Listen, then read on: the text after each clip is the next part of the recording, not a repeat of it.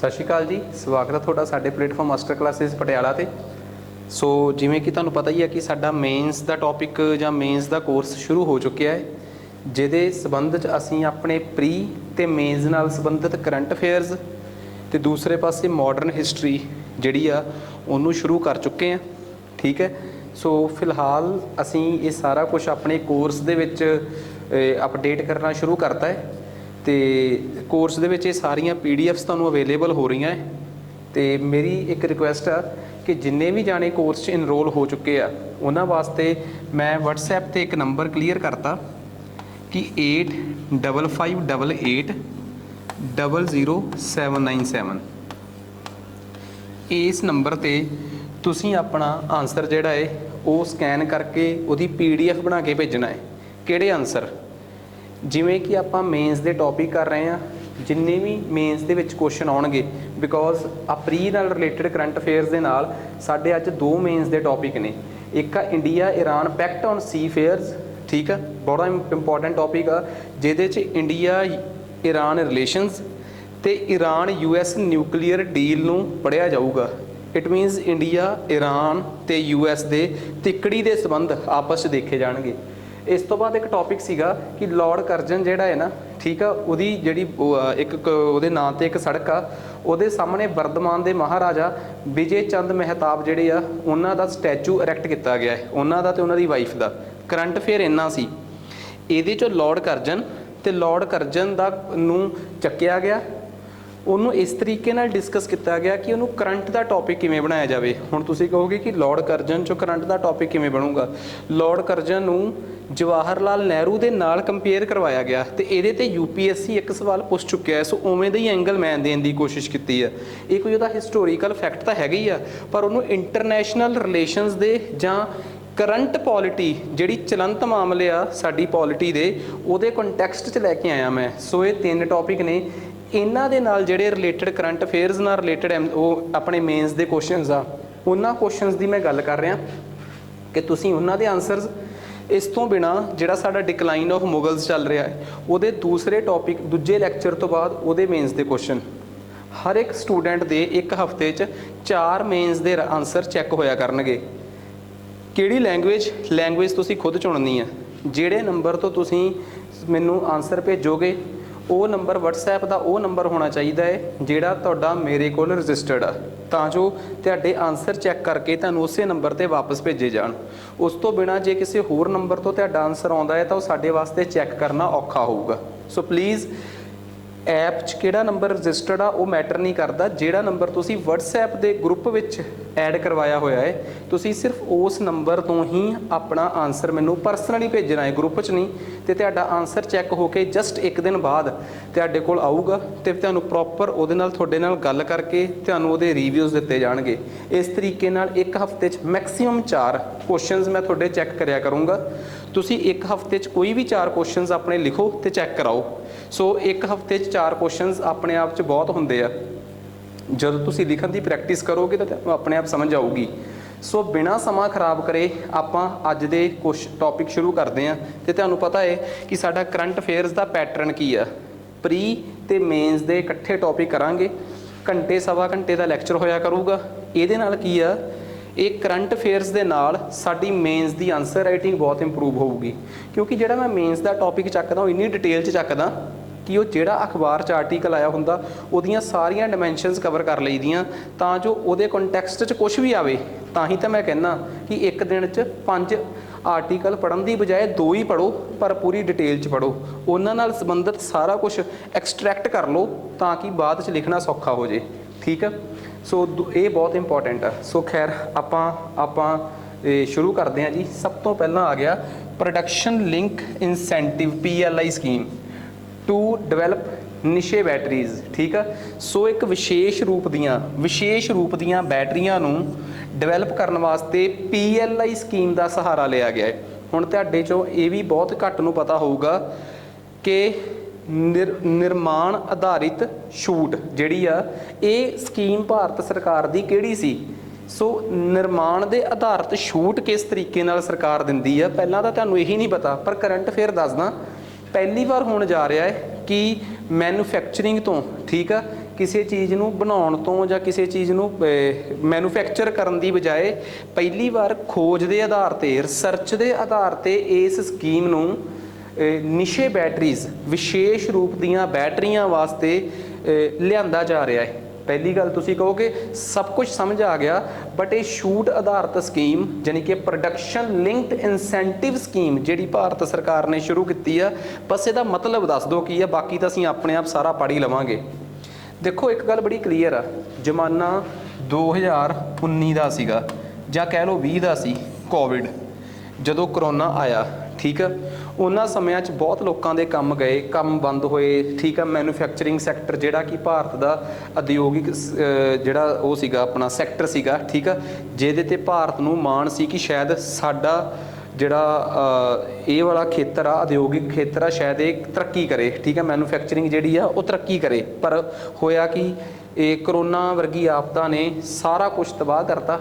ਪਰ ਕਰੋਨਾ ਤੋਂ ਜਸਟ ਬਾਅਦ ਭਾਰਤ ਸਰਕਾਰ ਨੇ ਕੀ ਕੀਤਾ, ਲੋਕਾਂ 'ਚ ਮੈਨੂਫੈਕਚਰਿੰਗ ਦੇ ਪ੍ਰਤੀ ਲੋਕਾਂ ਦਾ ਇੰਟਰਸਟ ਵਧਾਉਣ ਵਾਸਤੇ, ਮੈਨੂਫੈਕਚਰਿੰਗ ਦੇ ਪ੍ਰਤੀ ਲੋਕਾਂ ਦਾ ਇੰਟਰਸਟ ਵਧਾਉਣ ਵਾਸਤੇ ਸਰਕਾਰ ਨੇ ਕੀ ਕੀਤਾ, ਪ੍ਰੋਡਕਸ਼ਨ ਲਿੰਕ ਇਨਸੈਂਟਿਵ ਸਕੀਮ ਚਲਾਈ।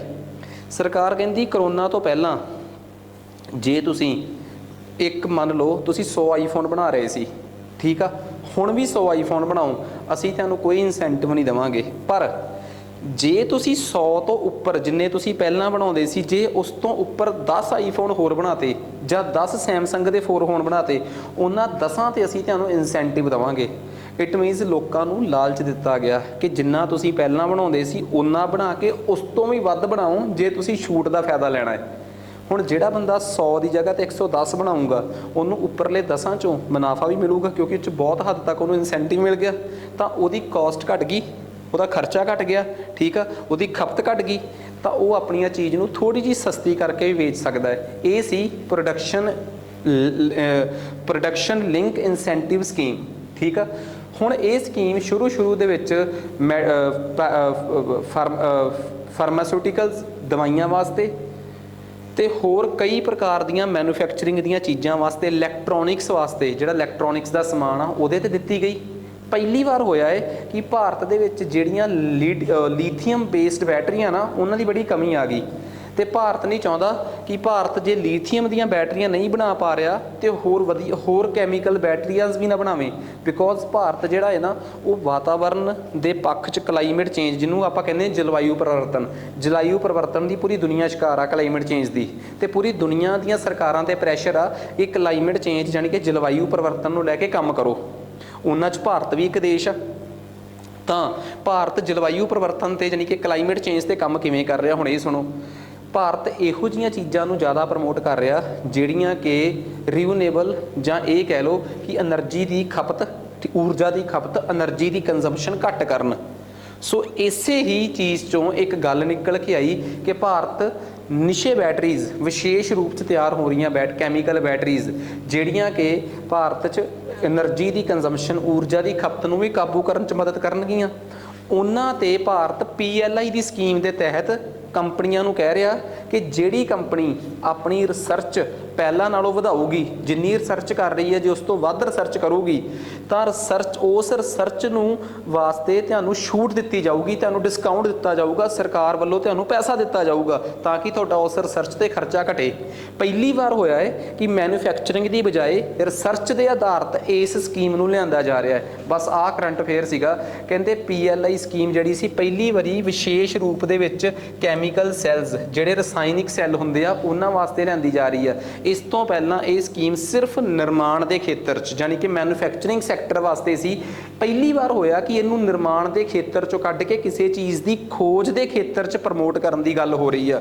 PLI ਸਕੀਮ ਜਿਹੜੀ ਆ ਉਹਦੇ ਬਾਰੇ ਮੈਂ ਪੂਰੀ ਕਹਾਣੀ ਦੱਸਦੀ ਹੈ ਤੁਹਾਨੂੰ, ਕਹਾਣੀ ਕੀ ਆ ਉਹ ਕਲੀਅਰ ਹੋ ਗਿਆ ਤੁਹਾਨੂੰ। ਸੋ PLI ਸਕੀਮ ਬਾਰੇ ਜੇ ਪੜ੍ਹਨਾ ਹੈ ਤਾਂ ਤੁਸੀਂ PLI ਸਕੀਮ ਕਰਕੇ UPSC ਲੈ ਕੇ ਗੂਗਲ ਤੇ ਸਰਚ ਕਰਿਓ। ਜੇ 2-4 ਪੁਆਇੰਟ, ਬਿਕੋਜ਼ ਮੰਨ ਲਓ ਮੇਰਾ ਕੰਮ ਸੀ ਤੁਹਾਨੂੰ PLI ਸਕੀਮ ਸਮਝਾਉਣਾ। ਜਿਹੜੀ ਉਦਾਹਰਨ ਦੇ ਕੇ ਮੈਂ ਸਮਝਾਇਆ ਹੈ ਇਹ ਉਦਾਹਰਨ ਕਿਤਾਬ 'ਚ ਤਾਂ ਲੱਭਣੀ ਨਹੀਂ, ਪਰ ਕਿਤਾਬ 'ਚ ਲਿਖੀ ਹੋਈ ਗੱਲ, ਨੈੱਟ ਤੇ ਲਿਖੀ ਹੋਈ ਗੱਲ ਸਮਝ ਵੀ ਤਾਂ ਆਊਗੀ ਜੇ ਤੁਸੀਂ ਮੇਰੇ ਤੋਂ ਉਹਦੇ ਮਗਰ ਦਾ ਬੈਕਗਰਾਊਂਡ ਪੜ੍ਹ ਲਿਆ। ਆ ਜਾਓ ਹੁਣ ਅੱਗੇ, ਸਮਾਂ ਨਹੀਂ ਖਰਾਬ ਕਰਨਾ, ਠੀਕ ਆ। ਕੋਰਾਡੀਆ ਆਈਲੈਂਡ ਕਹਿੰਦੇ ਆ ਕਿ ਜਰਮਨ ਨੇ ਪਹਿਲੀ ਹਾਈਡਰੋਜਨ ਦੀ ਪਾਵਰ ਤੇ ਚੱਲਣ ਵਾਲੀ ਇੱਕ ਟ੍ਰੇਨ ਕੋਡਾਲੀਆਂ ਆਇਲਟ ਜਿਹੜੀ ਆ ਉਹਨੂੰ ਸ਼ੁਰੂ ਕੀਤਾ ਹੈ। 1000 ਕਿਲੋਮੀਟਰ ਤੱਕ ਦੀ ਰੇਂਜ ਆ ਤੇ 140 ਕਿਲੋਮੀਟਰ ਪ੍ਰਤੀ ਘੰਟੇ ਦੀ ਸਪੀਡ ਆ। ਜਲਵਾਯੂ ਪਰਿਵਰਤਨ, ਕਲਾਈਮੇਟ ਚੇਂਜ ਫਿਰ ਇੱਕ ਮੁੱਦਾ ਹੈ, ਸਭ ਨੂੰ ਪਤਾ ਹੈ। ਉਸ ਮੁੱਦੇ ਤੇ ਕਾਬੂ ਕਰਨ ਵਾਸਤੇ ਹਾਈਡਰੋਜਨ ਨੂੰ ਐਜ਼ ਏ ਫਿਊਲ, ਠੀਕ ਆ, ਉਹਨੂੰ ਆਪਾਂ ਇੱਕ ਫਿਊਲ ਦੇ ਤੌਰ ਤੇ ਵਰਤਣ ਦੀ ਕੋਸ਼ਿਸ਼ ਕਰ ਰਹੇ ਹਾਂ। ਬਿਕੋਜ਼ ਜੇ ਅਸੀਂ ਹਾਈਡਰੋਜਨ ਨੂੰ ਇੱਕ ਬਾਲਣ ਦੇ ਤੌਰ ਤੇ ਵਰਤਾਂਗੇ ਤਾਂ ਸ਼ਾਇਦ ਸਾਨੂੰ ਵੀ ਲੱਗਦਾ ਹੈ ਕਿ ਅਸੀਂ ਬਹੁਤ ਜ਼ਿਆਦਾ ਤੇਲ ਜਿਹੜਾ ਹੈ, ਆ ਦੇਖੋ ਤਕਰੀਬਨ 16 ਲੱਖ ਲੀਟਰ ਡੀਜ਼ਲ ਜਿਹੜਾ ਹੈ ਇੱਕ ਸਾਲ 'ਚ ਬਚਾਵਾਂਗੇ। ਤੇ ਹਾਈਡਰੋਜਨ ਜਿਹੜਾ ਹੈ ਉਹ ਬੇਸਿਕਲੀ ਇੱਕ ਬਾਈ ਪ੍ਰੋਡਕਟ ਆ ਪਾਣੀ ਦੇ ਟੁੱਟਣ ਦਾ। ਪਰ ਕਹਿੰਦੇ ਆ ਕਿ ਜਰਮਨ ਜਿਹੜਾ ਹੈ ਇੱਕ ਨਵੀਂ ਖੋਜ ਕਰ ਰਿਹਾ ਹੈ ਤੇ ਜਰਮਨ ਕਹਿੰਦਾ ਜੀ ਅਸੀਂ ਇਹਨੂੰ ਲੋਕਲੀ ਆਪਣੇ ਜਿਹੜੇ ਰੀਨਿਊਏਬਲ ਸੋਰਸਿਸ ਨੇ ਜਾਂ ਪਲਾਂਟਸ ਨੇ ਉਹਨਾਂ ਤੋਂ ਹੀ ਇਹਨੂੰ ਆਪਣੇ ਪਲਾਂਟਸ 'ਚ ਹੀ ਪੈਦਾ ਕਰਾਂਗੇ। ਅਸੀਂ ਬੜੇ ਸਧਾਰਨ ਜਿਹੇ ਤਰੀਕੇ ਨਾਲ ਹਾਈਡਰੋਜਨ ਗੈਸ ਪੈਦਾ ਕਰਾਂਗੇ ਤੇ ਉਸ ਹਾਈਡਰੋਜਨ ਨੂੰ ਅਸੀਂ ਆਪਣੀ ਇਸ ਟ੍ਰੇਨ ਵਾਸਤੇ ਵਰਤਾਂਗੇ। ਸੋ ਇਹ ਉਹ ਟ੍ਰੇਨ ਆ, ਠੀਕ ਆ, ਕਿਸੇ ਪ੍ਰਾਈਵੇਟ ਕੰਪਨੀ ਨੇ ਬਣਾਈ ਆ ਤੇ ਮੈਂ ਤੁਹਾਨੂੰ ਦੱਸਦਾ ਕਿ ਇਹ ਪ੍ਰਾਈਵੇਟ ਕੰਪਨੀ ਜਿਹੜੀ ਆ ਉਹ ਆਹੀ ਆ, ਕੋਡਾਲੀਆਂ ਹੀ ਆ, ਠੀਕ ਆ। ਇਹ ਇੱਕ ਪ੍ਰਾਈਵੇਟ ਕੰਪਨੀ ਦੁਆਰਾ ਤਿਆਰ ਕੀਤੀ ਗਈ ਇੱਕ ਟ੍ਰੇਨ ਆ। ਨੈਕਸਟ, ਉਸ ਤੋਂ ਬਾਅਦ ਕਿਸੇ ਨੂੰ ਕੋਈ ਡਾਊਟ ਅੱਜ ਦੇ ਕਰੰਟ ਅਫੇਅਰਸ ਤੁਹਾਨੂੰ ਨਹੀਂ ਲੱਗਦਾ ਕਿ ਇਨਵਾਇਰਨਮੈਂਟ ਪ੍ਰੋਟੈਕਸ਼ਨ, ਠੀਕ ਆ, ਵਾਤਾਵਰਨ ਦੀ ਸੁਰੱਖਿਆ ਵਾਸਤੇ ਜਲਵਾਯੂ ਪਰਿਵਰਤਨ ਦੇ ਕੰਸਰਨਸ ਨੂੰ ਧਿਆਨ 'ਚ ਰੱਖਦੇ ਹੋਏ ਆ ਰਹੇ ਆ। ਤੀਸਰਾ ਕਰੰਟ ਅਫੇਅਰ ਵੀ ਬਿਲਕੁਲ ਉਸੇ ਤਰੀਕੇ ਦੇ ਠਾਹ ਸੋਟਾ ਵੱਜਿਆ। ਦੇਖੋ ਮੇਰਾ ਮਕਸਦ ਇਹ ਆ ਕਿ ਆਪਾਂ ਦੇਖੋ ਤੁਸੀਂ ਪੰਜਾਬ 'ਚ ਵੀ ਤੇ ਇੰਡੀਆ ਲੈਵਲ ਤੇ ਵੀ ਇਹੋ ਜਿਹੇ ਬਹੁਤ ਕਰੰਟ ਅਫੇਅਰ ਸੁਣਦੇ ਰਹਿੰਦੇ ਹੋ ਜਿਹੜੇ ਵਨ ਲਾਈਨਰ ਹੁੰਦੇ ਆ। ਹੂ ਵਾਜ਼, ਵੇਅਰ ਵਾਜ਼, ਛੋਟੀਆਂ ਮੋਟੀਆਂ ਕਿੰਨੀਆਂ ਕੁ ਵੈਬਸਾਈਟਸ ਆ ਤੇ ਤੁਸੀਂ ਵਨ ਲਾਈਨਰ ਕਰੰਟ ਅਫੇਅਰਸ ਬਹੁਤਿਆਂ ਦੇ ਸੁਣਦੇ ਹੋ। ਤੇ ਮੈਂ ਕਦੇ ਨਹੀਂ ਰੋਕੂੰਗਾ ਕਿ ਤੁਸੀਂ ਉਹ one liner current affairs PPSC ਦੀ ਤਿਆਰੀ ਕਰਦੇ ਹੋਏ ਨਾ ਸੁਣੋ। ਪਰ ਮੈਂ ਵਨ ਲਾਈਨਰ ਕਰੰਟ ਅਫੇਅਰ ਆਪਣੇ ਟੌਪਿਕ ਦੇ ਐਂਡ 'ਚ ਤੁਹਾਨੂੰ ਦਿਆ ਜ਼ਰੂਰ ਕਰੂੰਗਾ। ਪਰ ਮੈਂ ਇਹ ਨਹੀਂ ਮੰਨਦਾ ਕਿ ਮੈਨੂੰ ਉਹ ਕਰੰਟ ਅਫੇਅਰ 'ਤੇ ਤੁਹਾਡਾ ਟਾਈਮ ਖਰਾਬ ਕਰਨਾ ਚਾਹੀਦਾ ਹੈ, ਠੀਕ ਆ। ਜਿਵੇਂ ਕਿ ਆਹ ਵਾਲੇ ਕਰੰਟ ਅਫੇਅਰਸ ਆ, ਕਿ ਕਿੱਥੇ ਕੀ ਹੋ ਗਿਆ, ਕਿੱਥੇ ਕੀ ਹੋ ਗਿਆ। ਆ ਲਓ ਜੀ one liner current affairs. Because ਮੈਨੂੰ ਐਂ ਲੱਗਦਾ ਕਿ ਇਹ ਚੀਜ਼ਾਂ ਤੁਸੀਂ ਆਪ ਵੀ ਪੜ੍ਹ ਸਕਦੇ ਹੋ। ਤਾਂ ਮੈਂ ਉਹਦੇ ਬਦਲੇ ਸਗੋਂ ਜਿਵੇਂ ਹੁਣ ਆ ਛੋਟੀਆਂ ਜਿਵੇਂ ਆ ਸੀ PLI ਸਕੀਮ, ਇਹਨਾਂ ਸਕੀਮਾਂ 'ਤੇ ਮੈਂ ਤੁਹਾਨੂੰ ਡਿਟੇਲ ਦੱਸ ਸਕਾਂ ਕਿਉਂਕਿ PLI ਸਕੀਮ ਹੈ ਹੀ ਬੇਸਿਕ ਉਹਦੀ ਸੀਗੀ ਬਸ ਇਕੱਲੀ ਆਪਣੀ ਕੀ ਨਾਂ ਦਾ ਪ੍ਰੀ ਦੀ, ਪਰ ਆ ਤੇ ਮੇਨਸ 'ਚ ਵੀ ਸਕਦੀ ਆ ਨਾ। ਤੇ ਕਿੰਨੀ ਇੰਪੋਰਟੈਂਟ ਆ, ਸਿੱਧੀ GS4 ਮਤਲਬ ਸਾਇੰਸ ਟੈਕ ਦਾ ਪਾਰਟ ਆ। ਜਿਵੇਂ ਆ ਵਿੰਡ, ਇਹ ਸਿੱਧਾ ਇਨਵਾਇਰਨਮੈਂਟ ਦਾ ਟੌਪਿਕ ਬਣਦਾ ਹੈ। Wind project edition. ਤੁਹਾਨੂੰ ਇੱਕ ਗੱਲ ਚੰਗੀ ਤਰ੍ਹਾਂ ਪਤਾ ਹੈ ਕਿ 2022 ਤੱਕ ਭਾਰਤ ਸਰਕਾਰ ਜਿਹੜੀ ਸੀਗੀ ਤਕਰੀਬਨ ਭਾਰਤ ਸਰਕਾਰ ਦੀ ਇਹ ਕੋਸ਼ਿਸ਼ ਸੀਗੀ ਕਿ ਭਾਰਤ ਸਰਕਾਰ ਆਪਣਾ 100 ਮੇਰੇ ਦਿਮਾਗ 'ਚੋਂ ਸਕਿਪ ਹੋ ਗਿਆ 100 ਪਲੱਸ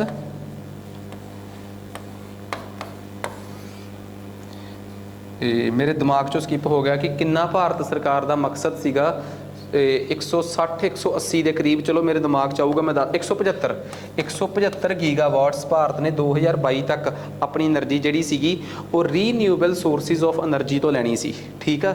ਤਾਂ ਨਵੀਨਤਮ ਜਿਹੜੇ એનર્ਜੀ ਦੇ ਸਰੋਤ ਨੇ, ਠੀਕ ਹੈ ਨਾ, ਉਹਨਾਂ ਤੋਂ ਅਸੀਂ ਲੈਣੀ ਸੀਗੀ। ਬਟ ਹੋਇਆ ਕਿ ਪ੍ਰੋਬਲਮ ਇਹ ਆ ਕਿ ਭਾਰਤ ਦੇ ਵਿੱਚ ਜਿਹੜੀ ਵਿੰਡ ਪਾਵਰ ਪ੍ਰੋਜੈਕਟ ਆ ਨਾ, ਉਹ ਕਹਿੰਦੇ ਆ ਕਿ ਕਰੋਨਾ ਦੇ ਸਮੇਂ 'ਚ ਨਾ ਤਾਂ ਮੈਨੂਫੈਕਚਰ ਹੋ ਸਕੇ ਸੀ, ਕੰਮ ਵੀ ਰੁਕ ਗਿਆ ਸੀ, ਤੇ ਨਾ ਹੀ ਉਹਨਾਂ 'ਤੇ ਇੰਨੀ ਇਨਵੈਸਟਮੈਂਟ ਹੋ ਸਕੀ। ਬਿਕੋਜ਼ ਜਦੋਂ ਕਰੋਨਾ ਵਰਗੀ ਆਪਦਾ ਆਈ ਸੀ ਤਾਂ ਭਾਰਤ ਸਰਕਾਰ ਨੇ ਆਪਣੀਆਂ ਸਾਰੀਆਂ ਇਨਵੈਸਟਮੈਂਟਸ ਜਿਹੜੀਆਂ ਸੀਗੀਆਂ ਉਹ ਹੈਲਥ ਸੈਕਟਰ ਵੱਲ ਧੱਕਤੀਆਂ ਸੀ। ਜਿਹੜੀ DRDO, ਜਿਹੜੀਆਂ ਹੋਰ ਰਿਸਰਚ ਇੰਸਟੀਟਿਊਟ ਭਾਰਤ ਦੇ ਵਿੱਚ ਰਿਸਰਚ ਕਰਦੀਆਂ ਸੀਗੀਆਂ, ਉਹਨਾਂ ਸਾਰਿਆਂ ਨੂੰ ਡਿਫੈਂਸ ਦੇ ਕੰਮ 'ਚੋਂ, ISRO ਨੂੰ ਸਪੇਸ ਦੇ ਕੰਮ 'ਚੋਂ, ਤੇ ਹੋਰ ਬਾਕੀ ਫੀਲਡ 'ਚ ਕੰਮ ਕਰ ਰਹੀਆਂ ਰਿਸਰਚ ਇੰਸਟੀਟਿਊਟਸ ਨੂੰ ਆਪੋ ਆਪਣੇ ਕੰਮ 'ਚੋਂ ਇਹਨਾਂ ਜਿਹੜੇ ਇਹ ਖੋਜ ਸੰਸਥਾਨ ਨੇ, ਇਹਨਾਂ ਨੂੰ ਆਪੋ ਆਪਣੇ ਕੰਮਾਂ 'ਚੋਂ ਕਢਵਾ ਕੇ ਭਾਰਤ ਸਰਕਾਰ ਹੈਲਥ ਸੈਕਟਰ ਦੇ ਵਿੱਚ ਸਿਹਤ ਦੇ ਖੇਤਰ ਵੱਲ ਲੈ ਗਈ ਤਾਂ ਕਿ ਵੱਧ ਤੋਂ ਵੱਧ ਵੈਂਟੀਲੇਟਰਸ ਤੇ ਹੋਰ ਕੁਝ ਬਣਾਇਆ ਜਾ ਸਕੇ। ਪਰ ਕਹਿੰਦੇ ਆ ਜੀ ਉਹਦੇ ਕਰਕੇ ਜਿਹੜਾ ਭਾਰਤ ਦਾ ਸੁਪਨਾ ਸੀਗਾ ਉਹ ਜਿਹੜੀ ਵਿੰਡ એનર્ਜੀ ਸੀਗੀ, ਠੀਕ ਆ, ਜਿਹੜੀ ਅਸੀਂ ਹੁਣ ਤੱਕ ਪੌਣ ਊਰਜਾ ਪੈਦਾ ਕਰਨੀ ਸੀਗੀ, ਜਿਹਨੂੰ ਆਪਾਂ ਵਿੰਡ એનર્ਜੀ ਵੀ ਕਹਿ ਦਿੰਦੇ ਆ, ਠੀਕ ਆ, ਤਾਂ ਇਸ એનર્ਜੀ ਨੂੰ ਅਸੀਂ ਸਿਰਫ 40 ਗੀਗਾਵਾਟ એનર્ਜੀ ਹੀ ਪੈਦਾ ਕਰ ਸਕੇ ਸੀਗੇ, ਠੀਕ ਆ। ਸੋ ਭਾਰਤ ਆਪਣੇ ਮਕਸਦ ਤੋਂ ਬਹੁਤ ਜ਼ਿਆਦਾ ਪਿਛੜਦਾ ਹੋਇਆ ਦਿਸਿਆ ਸੀਗਾ। ਵੈਸੇ ਟਾਰਗੇਟ ਸਾਡਾ ਤਕਰੀਬਨ 60 ਗੀਗਾਵਾਟ ਤੱਕ ਪੈਦਾ ਕਰਨਾ ਸੀ ਇਹਨੂੰ। ਸੋ ਇਹ એનર્ਜੀ ਜਿਹੜੀ ਇਹ ਸਾਰਾ ਕੁਝ ਸੀਗਾ ਜਿਹੜਾ ਇਹਨੂੰ ਲੈ ਕੇ ਭਾਰਤ ਸਰਕਾਰ ਨੇ ਹੁਣੇ ਗੱਲ ਕਹੀ ਆ ਕਿ 2024 ਤੱਕ ਅਸੀਂ ਇਹਨੂੰ ਆਪਣੀ ਪੀਕ ਤੇ ਲੈ ਜਾਾਂਗੇ। ਜਿੰਨਾ ਸਾਡਾ ਮਕਸਦ ਹੈਗਾ ਅਸੀਂ ਇਹਨੂੰ ਓਨਾ ਪੂਰਾ ਕਰਾਂਗੇ, ਠੀਕ ਆ। ਬਿਕੋਜ਼ ਕਹਿੰਦੇ ਆ ਕਿ 2021 ਜਦੋਂ ਸਾਨੂੰ ਸੀਗਾ ਕਿ ਅਸੀਂ 10 ਗੀਗਾਵਾਟ 5 ਗੀਗਾਵਾਟ ਪੈਦਾ ਕਰ ਲਾਂਗੇ, ਉਸ ਸਾਰ ਸਿਰਫ 1.5 ਗੀਗਾਵਾਟ ਜਿਹੜੇ ਉਹ ਆ ਕਹਿ ਲਓ ਕਿ ਪਲਾਂਟ ਅਸੀਂ ਪੌਣ ਊਰਜਾ ਦੇ ਉਹ ਲੱਗੇ ਆ, ਠੀਕ ਆ। ਇਹਦੇ ਚੋਂ ਨਿਕਲ ਕੇ ਆਇਆ ਆਪਣੇ ਕੋਲ ਕਿ ਜਿਹੜੀ ਔਨ ਸ਼ੋਰ ਵਿੰਡ ਟਰਬਾਈਨ ਆ, ਠੀਕ ਆ। ਜਿਹੜੀ ਔਨ ਸ਼ੋਰ ਵਿੰਡ ਟਰਬਾਈਨਸ ਬੇਸਿਕਲੀ ਹੁੰਦੀਆਂ ਕੀ ਆ? ਔਨ ਸ਼ੋਰ ਦਾ ਮਤਲਬ ਹੁੰਦਾ ਹੈ ਕਿ ਸਮੁੰਦਰ ਤੇ ਤੱਟ ਤੇ ਲੱਗੀਆਂ ਹੋਈਆਂ ਪੌਣ ਊਰਜਾ, ਜਿਹੜੀ ਸਮੁੰਦਰ ਦੇ ਕੰਢੇ ਤੇ ਜਿਹੜੀਆਂ ਸਾਡੀਆਂ ਵਿੰਡ ਮਿਲਸ ਲੱਗਦੀਆਂ ਨੇ, ਠੀਕ ਆ। ਪੌਣ ਊਰਜਾ ਦੀਆਂ ਜਿਹੜੀਆਂ ਪੌਣ ਊਰਜਾ ਦੀਆਂ ਮਿਲਸ ਲੱਗਦੀਆਂ ਨੇ ਬੇਸਿਕਲੀ ਉਹਨਾਂ ਨੂੰ ਕਹਿੰਦੇ ਆ ਔਨ ਸ਼ੋਰ। ਜਿਹੜੀਆਂ ਅੱਗੇ ਜਾ ਕੇ ਪਾਣੀ 'ਚ ਲੱਗਦੀਆਂ ਨੇ ਉਹਨਾਂ ਨੂੰ ਆਪਾਂ ਕਹਿੰਦੇ ਆ ਆਫ ਸ਼ੋਰ, ਠੀਕ ਆ। ਆਹ ਦੇਖੋ, ਆਹ ਨਾਲ ਧਰਤੀ ਤੇ ਲੱਗੀਆਂ ਇਹ ਔਨ ਸ਼ੋਰ ਆ, ਜਿਹੜੀਆਂ ਪਾਣੀ 'ਚ ਲੱਗੀਆਂ ਇਹ ਆਫ ਸ਼ੋਰ ਆ। ਦੋਵਾਂ ਦੇ ਆਪੋ ਆਪਣੇ ਫਾਇਦੇ ਨੇ ਤੇ ਆਪੋ ਆਪਣੇ ਨੁਕਸਾਨ ਨੇ। ਕਿਵੇਂ? ਜੇ ਆਪਾਂ ਗੱਲ ਕਰੀਏ ਔਨ ਸ਼ੋਰ ਦੀ, ਧਰਤੀ ਤੇ ਲੱਗਣ ਵਾਲੀਆਂ, ਠੀਕ ਆ, ਇਹਨਾਂ ਦੀ ਬੈਟਰੀ ਸਟੋਰੇਜ ਜਾਂ ਇਹਨਾਂ ਨੂੰ ਸੰਭਾਲ ਰੱਖਣੀ ਬਹੁਤ ਈਜ਼ੀ ਹੁੰਦੀ ਆ, ਠੀਕ ਆ। ਦੂਜੀ ਗੱਲ ਆ, ਸਮੁੰਦਰ 'ਚ ਰਹਿਣ ਵਾਲੇ ਜੀਵ ਜੰਤੂਆਂ ਵਾਸਤੇ ਕੋਈ ਬਹੁਤ ਵੱਡਾ ਖਤਰਾ ਵੀ ਨਹੀਂ ਹੁੰਦੇ, ਠੀਕ ਆ। ਬਟ ਹਾਂ, ਸਭ ਤੋਂ ਮੇਨ ਗੱਲ ਹੁੰਦੀ ਆ ਕਿ ਆਵਾਜਾਈ ਵਾਸਤੇ ਅੜਿੱਕਾ ਹੈ, ਠੀਕ ਆ। ਦੂਸਰੀ ਗੱਲ ਆ ਤੇ ਇਹਨਾਂ ਨੂੰ ਜਿਹੜੀ ਦੂਜੀ ਗੱਲ ਇਹ ਆ ਕਿ ਕਮਿਊਨਿਟੀ ਵਾਸਤੇ ਜਿਹੜੇ ਨੇੜੇ ਤੇੜੇ ਲੋਕ ਰਹਿ ਰਹੇ ਆ ਉਹਨਾਂ ਨੂੰ ਆਪਣੀ ਜਗ੍ਹਾ ਛੱਡਣੀ ਪੈਂਦੀ ਆ, ਉਹਦੇ ਵਾਸਤੇ ਬਹੁਤ ਵੱਡਾ ਖਤਰਾ ਹੋ ਜਾਂਦਾ ਹੈ, ਠੀਕ ਆ। ਪਰ ਇਹ ਆ ਕਿ ਧਰਤੀ ਤੇ ਲੱਗਣ ਕਰਕੇ ਆਪਾਂ ਜਿੰਨੇ ਮਰਜ਼ੀ ਵੱਡੇ ਰੋਟਰਸ ਲਾ ਸਕਦੇ ਇਹਨਾਂ ਨੂੰ, ਇਹਨਾਂ ਦੀ ਸੰਭਾਲ ਰੱਖਣੀ ਸੌਖੀ ਆ। ਜੇ ਮੈਂ ਸਮੁੰਦਰ ਵਾਲੀਆਂ ਦੀ ਗੱਲ ਕਰਾਂ ਤਾਂ ਜੇ ਆਪਾਂ ਇਹਨਾਂ ਦੇ ਫਾਇਦਿਆਂ ਦੀ ਗੱਲ ਕਰੀਏ ਤਾਂ ਸਭ ਤੋਂ ਵੱਡੀ ਗੱਲ ਇਹ ਆ ਕਿ ਇੱਕ ਤਾਂ ਸਮੁੰਦਰ ਦੇ ਵਿੱਚ ਹੁੰਦੇ ਆ, ਧਰਤੀ ਨੂੰ ਖਰਾਬ ਨਹੀਂ ਕਰਦੇ, ਠੀਕ ਆ। ਤੇ ਚਲਾਉਣੇ ਸਮੁੰਦਰ ਦੀ ਹਵਾ ਨਾਲ ਬਹੁਤ ਈਜ਼ੀ ਆ। ਬਟ ਪ੍ਰੋਬਲਮ ਇਹ ਆ ਕਿ ਜਿਹੜੀ ਉੱਥੋਂ ਵੈਸਲਸ ਲੰਘਦੇ ਨੇ ਜਾਂ ਸਮੁੰਦਰੀ ਜਹਾਜ਼ ਲੰਘਦੇ ਨੇ ਉਹਨਾਂ ਵਾਸਤੇ ਖਤਰਾ ਹੈ। ਬੰਦਰਗਾਹਾਂ ਦੇ ਨੇੜੇ ਹੋਣ ਕਰਕੇ ਬੰਦਰਗਾਹਾਂ ਡਿਸਟਰਬ ਹੁੰਦੀਆਂ ਹੈ ਤਾਂ ਉੱਥੇ ਬੰਦਰਗਾਹ ਨਹੀਂ ਬਣ ਸਕਦੀ ਜਿੱਥੇ ਨੇੜੇ ਵਿੰਡ ਮਿਲਸ ਲੱਗੀਆਂ ਹੋਈਆਂ। ਤਾਂ ਕੁਛ ਆਪੋ ਆਪਣੇ ਇਹਨਾਂ ਦੇ ਫਾਇਦੇ ਆ, ਆਪੋ ਆਪਣੇ ਇਹਨਾਂ ਦੇ ਨੁਕਸਾਨ ਆ। ਔਨ ਸ਼ੋਰ ਤੇ ਆਫ ਸ਼ੋਰ ਵਿੰਡ ਐਨਰਜੀ ਜਿਹੜੀ ਪੌਣ ਊਰਜਾ ਹੁੰਦੀ ਆ, ਇਹ ਤੱਟ ਵਾਲੀ ਤੇ ਪਾਣੀ ਵਿਚਲੀ ਪੌਣ ਊਰਜਾ ਤੇ ਸਮੁੰਦਰ ਕੰਢਲੇ ਵਾਲੀ ਪੌਣ ਊਰਜਾ, ਇਹਨਾਂ ਦੋਵਾਂ 'ਚ ਕੀ ਫਰਕ ਆ ਉਹ ਮੈਂ ਤੁਹਾਨੂੰ ਦੱਸਦਾ ਕਿ ਔਨ ਸ਼ੋਰ ਤੇ ਆਫ ਸ਼ੋਰ ਦੇ ਆਪੋ ਆਪਣੇ ਫਾਇਦੇ ਨੁਕਸਾਨ ਆ ਤੇ ਭਾਰਤ ਇਸ ਟਾਈਮ ਦੋਵਾਂ 'ਤੇ ਹੀ ਕੰਮ ਕਰ ਰਿਹਾ ਹੈ। ਸੋ ਇਹ ਬੜਾ ਇੰਪੋਰਟੈਂਟ ਸੀ। ਨੈਕਸਟ ਅਗਲਾ ਕਰੰਟ ਅਫੇਅਰ ਆਪਣੇ ਕੋਲ ਬੇਹੱਦ ਇੰਪੋਰਟੈਂਟ ਆ, that is restructuring of department of commerce, ਠੀਕ ਆ। ਤੁਹਾਨੂੰ ਇੱਕ ਗੱਲ ਚੰਗੀ ਤਰ੍ਹਾਂ ਪਤਾ ਹੈ ਕਿ ਭਾਰਤ ਸਰਕਾਰ ਦਾ ਜਿਹੜਾ ਕਮਰਸ ਮਿਨਿਸਟਰੀ ਆ ਨਾ, ministry of commerce and industry, ਠੀਕ ਆ।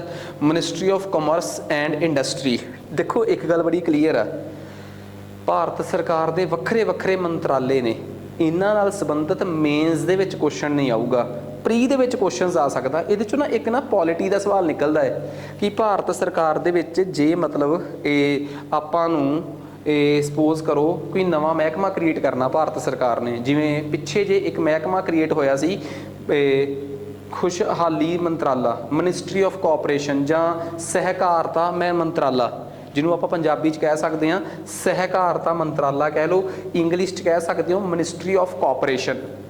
ਜੇ ਮੈਂ ਤੁਹਾਨੂੰ ਇਹ ਪੁੱਛਾਂ ਕਿ ਮਿਨਿਸਟਰੀ ਆਫ ਕੋਆਪਰੇਸ਼ਨ ਦਾ ਮਿਨਿਸਟਰ ਕੌਣ ਆ ਤਾਂ ਕਮੈਂਟ ਕਰਕੇ ਜਾਂ ਸਰਚ ਕਰਕੇ ਦੱਸਿਓ ਕਿ ਮਿਨਿਸਟਰੀ ਆਫ ਕੋਆਪਰੇਸ਼ਨ ਦਾ ਮਿਨਿਸਟਰ ਭਾਰਤ 'ਚ ਕੌਣ ਆ। ਬੜਾ ਮਸ਼ਹੂਰ ਇਨਸਾਨ ਆ ਉਹ ਜਿਹੜਾ ਵੀ ਮਿਨਿਸਟਰੀ ਆਫ ਕੋਆਪਰੇਸ਼ਨ ਦਾ ਮਿਨਿਸਟਰ ਹੈਗਾ ਹੈ। ਹੁਣ ਮਿਨਿਸਟਰੀ ਆਫ ਕੋਆਪਰੇਸ਼ਨ ਇੱਕ ਨਵਾਂ ਮੰਤਰਾਲਾ ਮੋਦੀ ਸਰਕਾਰ ਦੇ ਵੇਲੇ ਬਣਿਆ। ਭਾਰਤ ਸਰਕਾਰ ਕਿਹੜੇ ਕਾਨੂੰਨ ਦੇ ਤਹਿਤ ਨਵਾਂ ਮੰਤਰਾਲਾ ਬਣਾ ਸਕਦੀ ਹੈ, ਮਿਨਿਸਟਰੀ ਬਣਾ ਸਕਦੀ ਹੈ? ਤੇ ਤੁਹਾਨੂੰ ਇਹ ਗੱਲ ਪਤਾ ਕਿ ਇੱਕ ਮਿਨਿਸਟਰੀ ਦੇ ਅੰਡਰ ਕਈ ਮਿਨਿਸਟਰੀਜ਼ ਇਹੋ ਜਿਹੀਆਂ ਨੇ ਜਿਨ੍ਹਾਂ ਦੇ ਅੰਦਰ ਇੱਕੋ ਹੀ ਡਿਪਾਰਟਮੈਂਟ ਆ। ਕਈ ਮਿਨਿਸਟਰੀਜ਼ ਦੇ ਅੰਦਰ 2 ਡਿਪਾਰਟਮੈਂਟ ਨੇ, ਕਈਆਂ 'ਚ 5-5 6-6 ਡਿਪਾਰਟਮੈਂਟ ਆ। ਜਿਵੇਂ ਮਿਨਿਸਟਰੀ ਆਫ ਫਾਈਨਾਂਸ ਆ, ਵਿੱਤ ਮੰਤਰਾਲਾ, ਉਹਦੇ ਅੰਦਰ ਡਿਪਾਰਟਮੈਂਟ ਆਫ ਰੈਵਨਿਊ ਆ, ਡਿਪਾਰਟਮੈਂਟ ਆਫ ਐਕਸਪੈਂਡੀਚਰ ਆ, department of public asset management ਆ, ਡਿਪਾਰਟਮੈਂਟ ਆਫ ਫਾਈਨੈਂਸ਼ੀਅਲ ਸਰਵਿਸਿਜ਼ ਆ, ਡਿਪਾਰਟਮੈਂਟ ਆਫ ਪਬਲਿਕ ਸੈਕਟਰ ਇੰਟਰਪ੍ਰਾਈਜ਼ਿਜ਼ ਆ, ਠੀਕ ਆ। ਕਿੰਨੇ ਡਿਪਾਰਟਮੈਂਟ ਤੇ ਡਿਪਾਰਟਮੈਂਟ ਆਫ ਇਕਨੋਮਿਕ ਅਫੇਅਰਸ ਆ, ਠੀਕ ਆ। ਆਰਥਿਕ ਮਾਮਲਿਆਂ ਦਾ ਮੰਤਰਾਲਾ, ਕਿੰਨੇ ਆਰਥਿਕ ਮਾਮਲਿਆਂ ਦਾ ਵਿਭਾਗ, ਡਿਪਾਰਟਮੈਂਟ ਨੂੰ ਪੰਜਾਬੀ 'ਚ ਵਿਭਾਗ ਕਹਿੰਦੇ ਆ ਤੇ ਮਿਨਿਸਟਰੀ ਨੂੰ ਪੰਜਾਬੀ 'ਚ ਮੰਤਰਾਲਾ ਕਹਿੰਦੇ ਆ, ਠੀਕ ਆ। ਸੋ ਇਹ ਬੜੇ ਡਿਪਾਰਟਮੈਂਟ ਦੇ ਅੰਦਰ, ਸੋ ਇਹ ਬੜੀਆਂ ਇੰਪੋਰਟੈਂਟ ਗੱਲਾਂ ਨੇ। ਇੱਕ ਮਿਨਿਸਟਰੀ ਦੇ ਅੰਦਰ ਜੇ 4 ਡਿਪਾਰਟਮੈਂਟਸ ਤੋਂ ਵਧਾ ਕੇ 5 ਕਰਨੇ ਹੋਣ ਜਾਂ ਕੋਈ ਨਵੀਂ ਮਿਨਿਸਟਰੀ ਹੀ ਕ੍ਰੀਏਟ ਕਰਨੀ ਹੋਵੇ ਤਾਂ ਭਾਰਤ ਸਰਕਾਰ 'ਚ ਕਿਹੜਾ ਕਾਨੂੰਨ ਆ?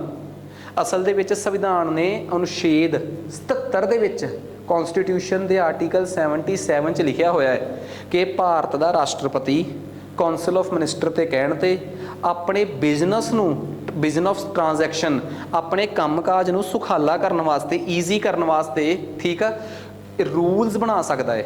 ਆਹ ਗੱਲ ਨਾ ਆਰਟੀਕਲ 77 'ਚ ਸਮਝ ਹੀ ਨਹੀਂ ਆਉਂਦੀ। ਅਸਲ 'ਚੋਂ ਕਿਹੜੇ ਰੂਲਸ ਨੇ ਤੇ ਕਿਹੜਾ ਦੇਸ਼ ਦਾ ਰਾਸ਼ਟਰਪਤੀ ਬਿਜ਼ਨਸ ਕਰਦਾ ਹੈ।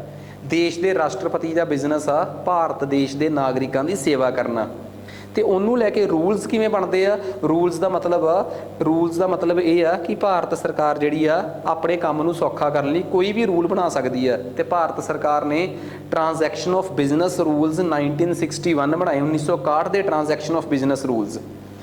ਆਰਟੀਕਲ 77 ਤੋਂ ਪਾਵਰ ਲੈ ਕੇ ਤੇ ਉਹਨਾਂ ਰੂਲਸ ਦੇ ਵਿੱਚ ਬਕਾਇਦਾ ਲਿਖਿਆ ਗਿਆ ਹੈ ਕਿ ਜੇ ਭਾਰਤ ਸਰਕਾਰ ਚਾਹੇ ਤਾਂ ਕਿਸੇ ਵੀ ਸਮੇਂ ਕੋਈ ਨਵਾਂ ਮੰਤਰਾਲਾ, ਕੋਈ ਨਵੀਂ ਮਿਨਿਸਟਰੀ ਜਾਂ ਕੋਈ ਨਵਾਂ ਵਿਭਾਗ ਯਾਨੀ ਕਿ ਕੋਈ ਨਵਾਂ ਡਿਪਾਰਟਮੈਂਟ ਕ੍ਰੀਏਟ ਕਰ ਸਕਦੀ ਹੈ।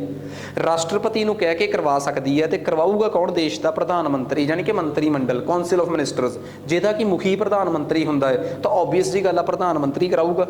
ਸੋ ਭਾਰਤ ਸਰਕਾਰ ਕੀ ਕਰ ਰਹੀ ਆ, ਆਪਣੇ ਮਿਨਿਸਟਰੀ ਆਫ ਕਮਰਸ, ਜਿਹੜਾ ਸਾਡਾ ਕਮਰਸ ਵਿਭਾਗ ਆ, ਵਣਿਜ ਮੰਤਰਾਲਾ ਹੈ, ਉਹਦੇ ਅੰਦਰ ਕੰਮ ਕਰਨ ਵਾਲਾ ਜਿਹੜਾ ਵਣਿਜ ਡਿਪਾਰਟਮੈਂਟ ਆ, ਤੁਸੀਂ ਕਹੋਗੇ ਡਿਪਾਰਟਮੈਂਟ ਆਫ ਕਾਮਰਸ ਜਿਹੜਾ ਹੈ ਇਹ ਕਿਹਦੇ ਅੰਦਰ ਆ? ਮਿਨਿਸਟਰੀ ਆਫ ਕਾਮਰਸ ਦੇ ਅੰਡਰ ਆ। ਮਿਨਿਸਟਰੀ ਆਫ ਕਾਮਰਸ ਦੇ ਅੰਡਰ ਦੋ ਵਿਭਾਗ ਨੇ, ਇੱਕ ਡਿਪਾਰਟਮੈਂਟ ਆਫ ਕਾਮਰਸ, ਠੀਕ ਆ, ਇੱਕ ਡਿਪਾਰਟਮੈਂਟ ਆਫ ਕਾਮਰਸ, ਇੱਕ department of DPIIT, department for promotion of industry and internal trade. ਮਤਲਬ ਕਿ ਭਾਰਤ ਦੇ ਵਿੱਚ ਉਦਯੋਗ ਅਤੇ ਅੰਦਰੂਨੀ ਵਪਾਰ ਨੂੰ ਪ੍ਰਮੋਟ ਕਰਨ ਵਾਲਾ ਵਿਭਾਗ, ਠੀਕ ਆ, ਮਤਲਬ ਉਹਨੂੰ ਉਤਸ਼ਾਹਿਤ ਕਰਨ ਵਾਲਾ ਵਿਭਾਗ।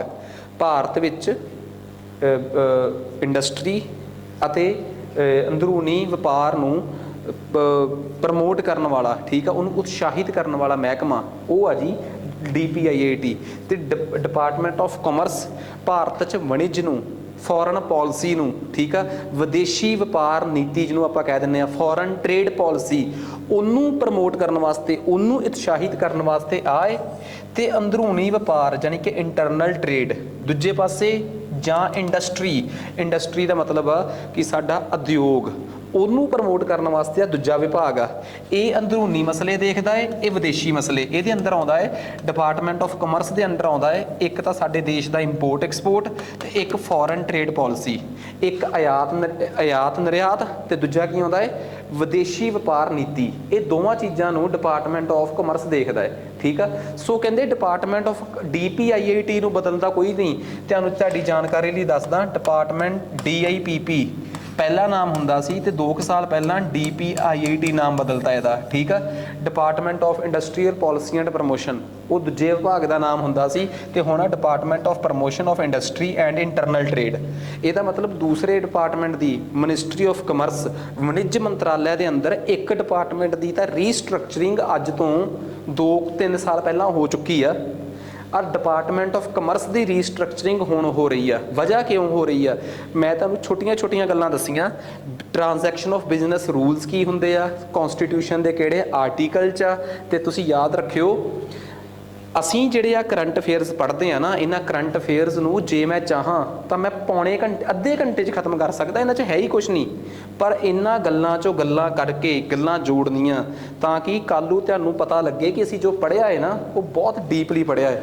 ਤੁਸੀਂ ਬੜੀ ਉਮੀਦ ਨਾਲ ਮੇਰੇ ਕੋਲ ਕਰੰਟ ਅਫੇਅਰਸ ਦੀ ਕਲਾਸ ਲਾਉਣ ਆਏ ਹੋ ਨਾ, ਤਾਂ ਮੈਂ ਉਸੇ ਉਮੀਦ ਨਾਲ ਹੀ ਤੁਹਾਨੂੰ ਇਹ ਸਾਰੇ ਕਨਸੈਪਟ ਮਤਲਬ ਕਲੀਅਰ ਕਰਾਉਣ ਦੀ ਕਮਿਟਮੈਂਟ ਕਰਦਾ ਕਿ ਹਾਂ ਅਸੀਂ ਕਰਾਂਗੇ ਤੇ ਰੀਜਨਲ ਕਰਾਂਗੇ।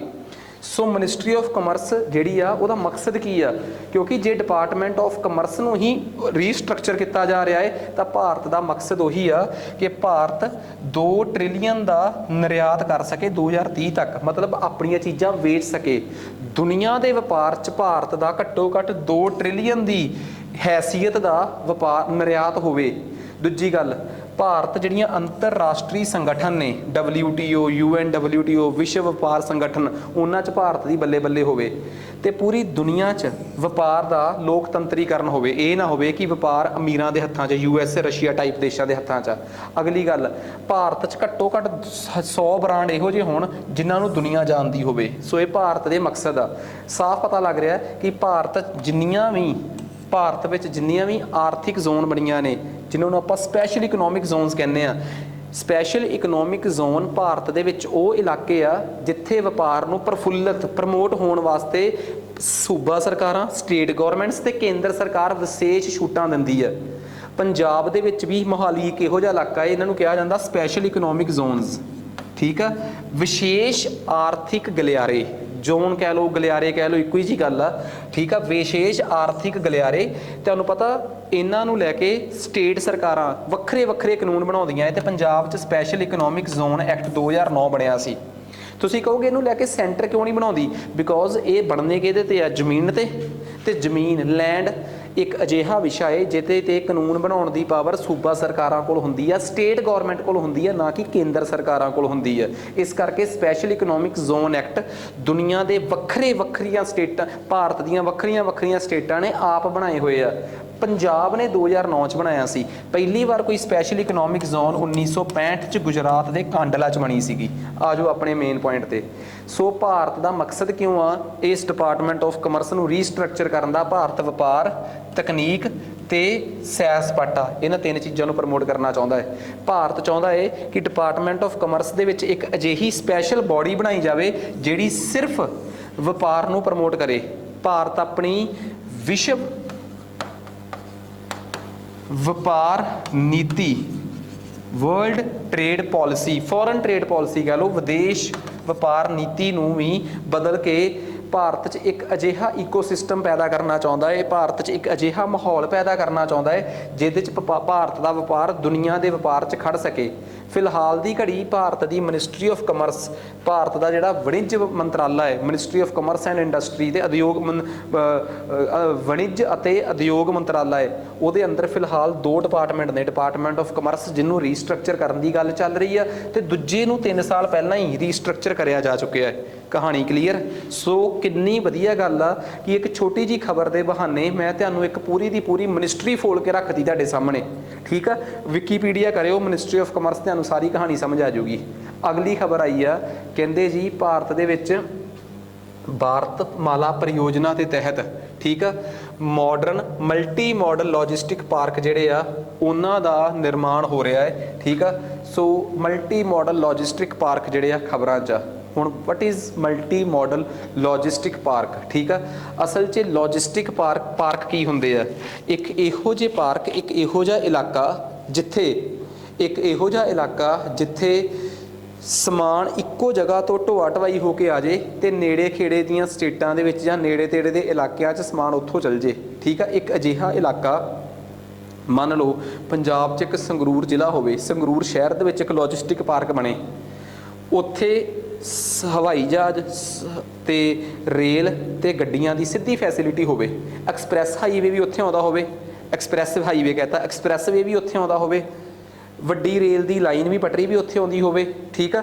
ਤੇ ਉਹਦੇ ਨਾਲ ਕੀ ਆ, ਜਿੰਨਾ ਵੀ ਇੰਪੋਰਟ ਐਕਸਪੋਰਟ ਬਾਹਰੋਂ ਹੋਇਆ ਹੈ ਜਾਂ ਭਾਰਤ ਦੇ ਹੋਰ ਇਲਾਕਿਆਂ 'ਚੋਂ ਸਮਾਨ ਸਿੱਧਾ ਸੰਗਰੂਰ ਪਹੁੰਚੇ ਤੇ ਸੰਗਰੂਰ ਤੋਂ ਸਾਰੇ ਨੇੜੇ ਤੇੜੇ ਵਾਲੇ ਸ਼ਹਿਰ ਆਪਣਾ ਸਮਾਨ ਚੱਕ ਲੈਣ। ਇਟ ਮੀਨਸ ਸੰਗਰੂਰ ਆਪਣੇ ਆਪ 'ਚ ਮਲਟੀ ਮਾਡਲ ਲੌਜਿਸਟਿਕ ਪਾਰਕ ਆ। ਲੌਜਿਸਟਿਕ ਜਿੱਥੇ ਸਾਰਾ ਸਮਾਨ ਢੋਆ ਢਵਾਈ ਵਾਲਾ ਆਵੇ ਤੇ ਮਲਟੀ ਮਾਡਲ ਵੱਖਰੇ ਮੋੜ ਤੋਂ, ਕਿਹੜੇ ਮੋੜ ਤੋਂ ਆ ਸਕਦਾ ਹੈ, ਠੀਕ ਆ, ਕਿਹੜੇ ਸਾਧਨ ਤੋਂ ਆ ਸਕਦਾ ਸਮਾਨ, ਮਲਟੀਪਲ ਸਾਧਨ, ਰੇਲ ਤੋਂ ਆ ਸਕਦਾ ਹੈ, ਠੀਕ ਆ, ਤੇ ਸੜਕਾਂ ਤੋਂ ਆ ਸਕਦਾ ਹੈ, ਐਕਸਪ੍ਰੈਸ ਵੇਜ਼ ਤੋਂ ਆ ਸਕਦਾ ਹੈ। ਤਾਂ ਇਹਦੇ ਵਾਸਤੇ ਤੁਸੀਂ ਆਪ ਦੱਸੋ ਕਿੰਨੇ। ਤੇ ਇੱਕ ਗੱਲ ਹੋਰ, ਕਈ ਇਹੋ ਜਿਹੇ ਸ਼ਹਿਰ ਵੀ ਹੋਣਗੇ ਜਿਹੜੇ ਕਿਸੇ ਨਦੀ ਦੇ ਕੰਢੇ ਤੇ ਆ, ਉੱਥੇ ਤਾਂ ਬਾਈ ਸ਼ਿਪ ਵੀ ਆ ਸਕਦਾ ਹੈ। ਇਟ ਮੀਨਸ ਭਾਰਤ 'ਚ ਜੇ ਮਲਟੀ ਮਾਡਲ ਲੌਜਿਸਟਿਕ ਪਾਰਕ ਬਣਾਉਣੇ ਆ ਤਾਂ ਕਿਹੜੇ ਮੰਤਰਾਲਿਆਂ ਨੂੰ ਹੱਥ ਮਿਲਾਉਣਾ ਪਊਗਾ? ਨੈਸ਼ਨਲ ਹਾਈਵੇ ਲੌਜਿਸਟਿਕ ਮੈਨੇਜਮੈਂਟ ਵਾਲਿਆਂ ਨੂੰ, ਇਨਲੈਂਡ ਵਾਟਰਵੇ ਅਥਾਰਟੀ ਜਿਨ੍ਹਾਂ ਨੇ ਨਦੀਆਂ ਦੇ ਵਿੱਚ ਉਹ ਜਹਾਜ਼ ਚਲਾਉਣੇ ਆ, ਤੇ ਇੱਕ ਰੇਲ ਵਿਕਾਸ ਨਿਗਮ ਲਿਮਟਿਡ ਵਾਲਿਆਂ ਨੂੰ। ਤਿੰਨਾਂ ਨੇ ਮਿਲ ਕੇ ਕੋਲੈਬੋਰੇਸ਼ਨ ਕੀਤੀ ਆ। ਤੇ ਇਹਨਾਂ ਤਿੰਨਾਂ ਨੇ ਮਿਲ ਕੇ ਕੋਲੈਬੋਰੇਸ਼ਨ ਕੀਤੀ ਕਿਉਂ ਆ? ਤਾਂ ਕਿ ਢੋਆ ਢਵਾਈ ਦਾ ਸਮਾਨ ਜਿਹੜਾ ਸੀ ਉਹਦਾ ਕੇਂਦਰੀਕਰਨ ਕੀਤਾ ਜਾ ਸਕੇ, ਕਿ ਸਾਰਿਆਂ ਨੂੰ ਪਤਾ ਏ। ਹੁਣ ਇਹ ਨਾ ਹੋਵੇ ਕਿ ਇੱਕ ਜਗ੍ਹਾ ਤੋਂ ਸਮਾਨ ਦੂਜੀ ਜਗ੍ਹਾ ਤੇ ਜਾਣਾ ਹੈ ਤੇ ਚੱਲੀ ਉੱਥੋਂ ਟ੍ਰੇਨ ਵੀ ਹੋਵੇ ਤੇ ਇੱਕ ਵਿਭਾਗ ਆ ਉਹ ਆਪਣਾ ਟਰੱਕ ਭਜਾ ਦੇ। ਕੋਆਰਡੀਨੇਸ਼ਨ ਨਹੀਂ ਹੋਣੀ ਚਾਹੀਦੀ। ਇਸ ਕਰਕੇ ਸਾਰੇ ਮਿਲ ਕੇ ਕਰਨਗੇ ਕੰਮ। ਕਿਉਂਕਿ ਭਾਰਤ ਸਰਕਾਰ ਚਾਹੁੰਦੀ ਵੀ ਇਹ ਆ ਕਿ ਸਾਡਾ ਜਿਹੜਾ ਢੋਆ ਢਵਾਈ ਤੇ ਖਰਚਾ ਹੈ ਇਹ 14% ਤੋਂ ਘਟ ਕੇ ਸਾਡੀ ਕੁੱਲ ਸਕਲ ਘਰੇਲੂ ਉਤਪਾਦ, ਜਿਹਨੂੰ ਅਸੀਂ GDP ਕਹਿ ਦਿੰਦੇ ਆ, ਸਾਡੀ ਕੁੱਲ ਭਾਰਤ ਸਰਕਾਰ ਦੀ ਜੋ ਕਮਾਈ ਆ ਉਹਦਾ 10% ਰਹਿ ਜੇ, ਜਿਹੜਾ ਕਿ ਅੰਤਰਰਾਸ਼ਟਰੀ ਲੈਵਲ ਤੇ ਦੁਨੀਆ ਦੇ ਵਿੱਚ ਨਾ ਢੋਆ ਢਵਾਈ ਦਾ ਖਰਚਾ ਦੁਨੀਆ ਦਾ ਬਹੁਤ ਘੱਟ ਆ। ਉਹ ਬੜਾ ਸਟ੍ਰੈਟੇਜਿਕਲੀ ਸਮਾਨ ਢਾਉਂਦੇ ਆ। ਭਾਰਤ 'ਚ ਇੱਕ ਪਹਿਲਾਂ ਟਰੱਕ ਜਾ ਰਿਹਾ, 2-3 ਟਰੱਕਾਂ 'ਚ ਸਮਾਨ ਜਾਊਗਾ ਇੱਕ ਜਗ੍ਹਾ ਦੂਜੀ ਜਗ੍ਹਾ, ਉੱਤੋਂ ਇੱਕ ਵੱਡੀ ਸਾਧਨ 'ਚ ਭੇਜ ਦਿਓ। ਤਾਂ ਭਾਰਤ 'ਚ ਲੌਜਿਸਟਿਕ ਢੋਆ ਢਵਾਈ ਤੇ ਖਰਚਾ ਬਹੁਤ ਆ। ਦੂਜੀ ਗੱਲ ਇਹ ਵੀ ਸ਼ੋਰ ਕਰਨਾ ਕਿ ਇੱਕ ਜਿਹੜਾ ਕਾਰਗੋ ਇੱਕ ਜਗ੍ਹਾ ਤੋਂ ਸਵੈਪ ਹੋਇਆ ਹੈ, ਠੀਕ ਆ, ਉਹ ਕਿਸ ਰੂਟ ਦੇ ਥਰੂ ਹੋਇਆ ਤੇ ਕਿੱਥੇ ਸਭ ਤੋਂ ਵੱਧ ਬੈਨੀਫਿਟ ਹੈ। ਜੇ ਉਧਰ ਨੂੰ ਆਪਾਂ ਟ੍ਰੇਨ ਤੇ ਜਾਣਾ ਬੈਨੀਫਿਟ ਆ ਤਾਂ ਟ੍ਰੇਨ ਤੇ ਭੇਜੋ, ਸੜਕ ਦੇ ਰੂਟ ਥਾਣਾ ਜਾਣਾ ਬੈਨੀਫਿਟ ਆ ਤਾਂ ਸੜਕ ਦੇ ਰੂਟ ਤੇ ਭੇਜੋ। ਸੋ ਇਹਦੇ ਨਾਲ ਭਾਰਤ, ਅਗਲੀ ਗੱਲ, ਇਹਦੇ ਨਾਲ ਭਾਰਤ ਦੇ ਵਿੱਚ PM ਗਤੀ ਸ਼ਕਤੀ ਪ੍ਰੋਜੈਕਟ ਨੂੰ ਵੀ ਹੁਲਾਰਾ ਮਿਲੂਗਾ, ਕਿਉਂਕਿ ਭਾਰਤ ਦਾ ਜਿਹੜਾ ਗਤੀ ਸ਼ਕਤੀ ਪ੍ਰੋਜੈਕਟ ਆ ਉਹ ਵੀ ਇਹ ਚਾਹੁੰਦਾ ਹੈ ਕਿ ਸਾਰੇ ਵਿਭਾਗ ਮਿਲ ਕੇ ਕੰਮ ਕਰਨ। ਭਾਰਤ ਦੇ ਵਿੱਚ ਇੱਕ ਨੈਸ਼ਨਲ ਮੋਨੇਟਾਈਜੇਸ਼ਨ ਪਾਈਪਲਾਈਨ ਸੀਗੀ, ਇੱਕ ਨੈਸ਼ਨਲ ਮੋਨੇਟਾਈਜੇਸ਼ਨ ਪਾਈਪਲਾਈਨ, ਠੀਕ ਆ। ਭਾਰਤ ਦੇ ਵਿੱਚ ਰਾਸ਼ਟਰੀ ਮੁਦਰੀਕਰਨ ਪਾਈਪਲਾਈਨ ਨਾਮ ਦਾ ਇੱਕ ਕਨਸੈਪਟ ਚੱਲਿਆ ਸੀਗਾ, ਜਿਹਦੇ 'ਚ ਭਾਰਤ ਦੇ ਵਿੱਚ ਵੱਖਰੇ ਸੰਸਾਧਨਾਂ ਤੋਂ ਪੈਸਾ ਇਕੱਠਾ ਕੀਤਾ ਗਿਆ। ਉਹ ਪੈਸਾ ਭਾਰਤ ਦੇ ਸਾਰੇ ਵਿਭਾਗਾਂ ਨੂੰ ਕਿਹਾ ਗਿਆ ਕਿ ਤੁਸੀਂ ਇਹ ਸਾਰਾ ਪੈਸਾ ਜਿਹੜਾ ਹੈ ਉਹ ਇਕੱਠੇ ਕਰਕੇ ਐਵੇਂ ਖਰਚਣਾ ਹੈ ਕਿ ਸਾਰੇ ਵਿਭਾਗ ਇੱਕੋ ਜਗ੍ਹਾ ਤੇ ਆਪਣਾ ਕੰਮ ਕੋਆਰਡੀਨੇਟ ਕਰਕੇ ਲੈ ਕੇ ਆਉਣ। ਇਹ ਨਾ ਹੋਵੇ ਕਿ ਇੱਕ ਸੜਕ ਬਣਾਉਣੀ ਆ, ਪਹਿਲਾਂ ਬਲੋਕ ਵਾਲੇ ਬਲੋਕ ਲਾ ਜਾਣ, ਬਾਅਦ 'ਚ ਸੀਵਰੇਜ ਵਾਲਿਆਂ ਨੂੰ ਪੱਟ ਦੇਣ ਤੇ ਵੀ ਸੀਵਰੇਜ ਪਾਉਣਾ ਹੈ, ਸੀਵਰੇਜ ਪੱਟ ਕੇ ਅੱਧੀਆਂ ਟੈਲਾਂ ਕਰਕੇ ਖਰਾਬ, ਬਾਅਦ 'ਚ ਮੂੰਹ ਚੱਕ ਕੇ ਇੰਟਰਨੈਟ ਵਾਲੇ ਆ ਜਾਣ ਕਿ ਅਸੀਂ ਫਾਈਬਰ ਪਾਉਣੀ ਆ। ਨੈਸ਼ਨਲ ਮੋਨੇਟਾਈਜੇਸ਼ਨ ਪਲਾਨ ਕਹਿੰਦਾ ਹੈ ਕਿ ਪੈਸੇ ਇਕੱਠੇ ਕਰੇ ਸਰਕਾਰ ਤੇ ਫਿਰ ਕੀ ਕਰੇ, ਜਿਹੜੀ ਆਪਣੀ ਲੋਕਲ ਬੋਡੀ, ਇੱਕ ਉਦਾਹਰਨ ਦੇ ਰਿਹਾ ਸ਼ਹਿਰ ਦੀ ਲੋਕਲ ਬੋਡੀ ਦੀ, ਜਿਹੜੀਆਂ ਸੜਕਾਂ ਤੋਂ ਲੰਘ ਕੇ ਮੈਂ ਆਇਆ, ਮੈਨੂੰ ਉੱਥੇ ਆਹੀ ਪ੍ਰੋਬਲਮ ਆਈ ਆ ਤੇ ਵਧੀਆ ਲੱਗਾ ਕਿ ਨੈਸ਼ਨਲ ਮੋਨੇਟਾਈਜੇਸ਼ਨ ਪਾਈਪਲਾਈਨ ਦੀ ਐਗਜ਼ਾਮਪਲ ਦੇਣ ਲਈ ਕਿੱਡੀ ਵਧੀਆ ਗੱਲ ਆ। ਲੋਕਲ ਬੋਡੀ ਆਪਟੀਕਲ ਫਾਈਬਰ ਵਾਲੀ ਕੰਪਨੀ ਨੂੰ, ਠੀਕ ਆ, ਸੀਵਰੇਜ ਵਾਲਿਆਂ ਨੂੰ ਤੇ ਬਲੋਕ ਲਾਉਣ ਵਾਲਿਆਂ ਨੂੰ ਇਕੱਠੇ ਨਹੀਂ ਬੁਲਾ ਸਕਦੀ ਕਿ ਉੱਥੇ ਤੁਸੀਂ ਦੱਸੋ ਤੁਹਾਡਾ ਪ੍ਰੋਜੈਕਟ ਕਦੋਂ ਦਾ, ਤੁਹਾਡਾ ਕਦੋਂ ਦਾ, ਇਕੱਠੇ ਪਾਓ, ਇੱਕੋ ਖਰਚੇ 'ਚ ਕਿੰਨਾ ਕੰਮ ਹੋ ਜਾਊਗਾ। ਸੋ ਆਹ ਚੀਜ਼ਾਂ ਬਹੁਤ ਮੈਟਰ ਕਰਦੀਆਂ। ਕਹਿੰਦੇ ਇਹ basically multi modal logistic park ਹੁੰਦੇ ਕੀ ਆ, ਇੱਕ ਅਜਿਹਾ ਢੋਆ ਢਵਾਈ ਵਾਲਾ ਸੈਂਟਰ ਬਣੂਗਾ ਜਿੱਥੇ ਰੇਲ ਰੋਡ ਦੀ ਸਾਰਿਆਂ ਦੀ ਅਸੈਸਿਬਿਲਿਟੀ ਹੋਊਗੀ ਤੇ ਕਸਟਮ ਕਲੀਅਰੈਂਸ ਕਾਰਗੋ ਟਰਮੀਨਲਸ ਬਣੇ ਹੋਣਗੇ ਤੇ ਉਹਦੇ ਨੇੜੇ ਹੀ ਵੇਅਰ ਹਾਊਸ ਵੀ ਬਣਿਆ ਹੋਊਗਾ ਜਿੱਥੇ ਸਮਾਨ ਸਟੋਰ ਵੀ ਕੀਤਾ ਜਾ ਸਕੇ ਕਿ ਜੇ ਕੋਈ ਲੇਟ ਹੋ ਜੇ ਤਾਂ ਵੀ ਕੋਈ ਚੱਕਰ ਨਹੀਂ।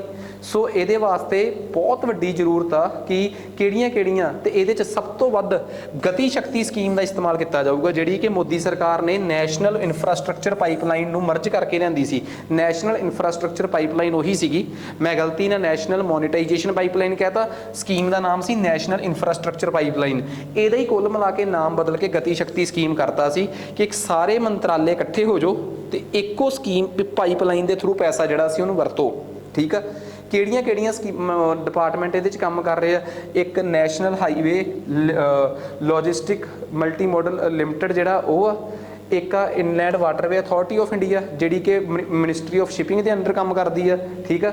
ਉਸ ਤੋਂ ਬਾਅਦ ਇਹ ਅੱਗੇ ਆ ਗਿਆ ਰੇਲ ਵਿਕਾਸ ਨਗਰ ਲਿਮਟਿਡ ਜਿਹੜਾ ਕਿ ਆਪਣੀ ਰੇਲਵੇ ਮਿਨਿਸਟਰੀ ਦੇ ਅੰਡਰ ਕੰਮ ਕਰਦਾ ਹੈ। ਇਹ ਤਾਂ ਮੈਂ ਪਹਿਲਾਂ ਹੀ ਦੱਸ ਚੁੱਕਿਆ ਕਿ ਕਿਹੜੇ ਵਿਭਾਗ ਕੰਮ ਕਰ ਰਹੇ ਆ, ਠੀਕ ਆ।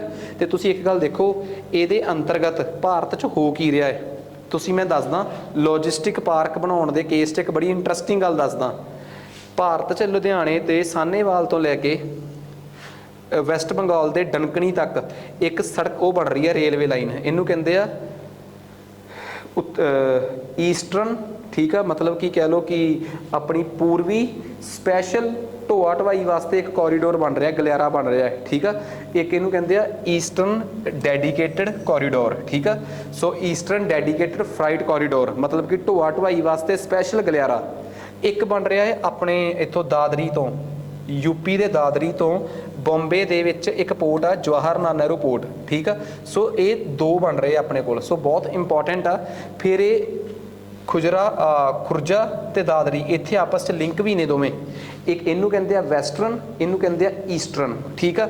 ਈਸਟ ਵਾਲੇ ਨੂੰ ਤਾਂ ਬਣਾ ਰਿਹਾ ਵਰਲਡ ਬੈਂਕ ਭਾਰਤ ਸਰਕਾਰ ਨਾਲ ਮਿਲ ਕੇ, ਇਹਨੂੰ ਜਾਪਾਨ ਦੀ ਇੱਕ ਫਾਈਨਾਂਸ ਕੰਪਨੀ ਬਣਾ ਰਹੀ ਆ, ਠੀਕ ਆ, ਫਾਈਨਾਂਸ ਬੈਂਕ ਆ ਇੱਕ।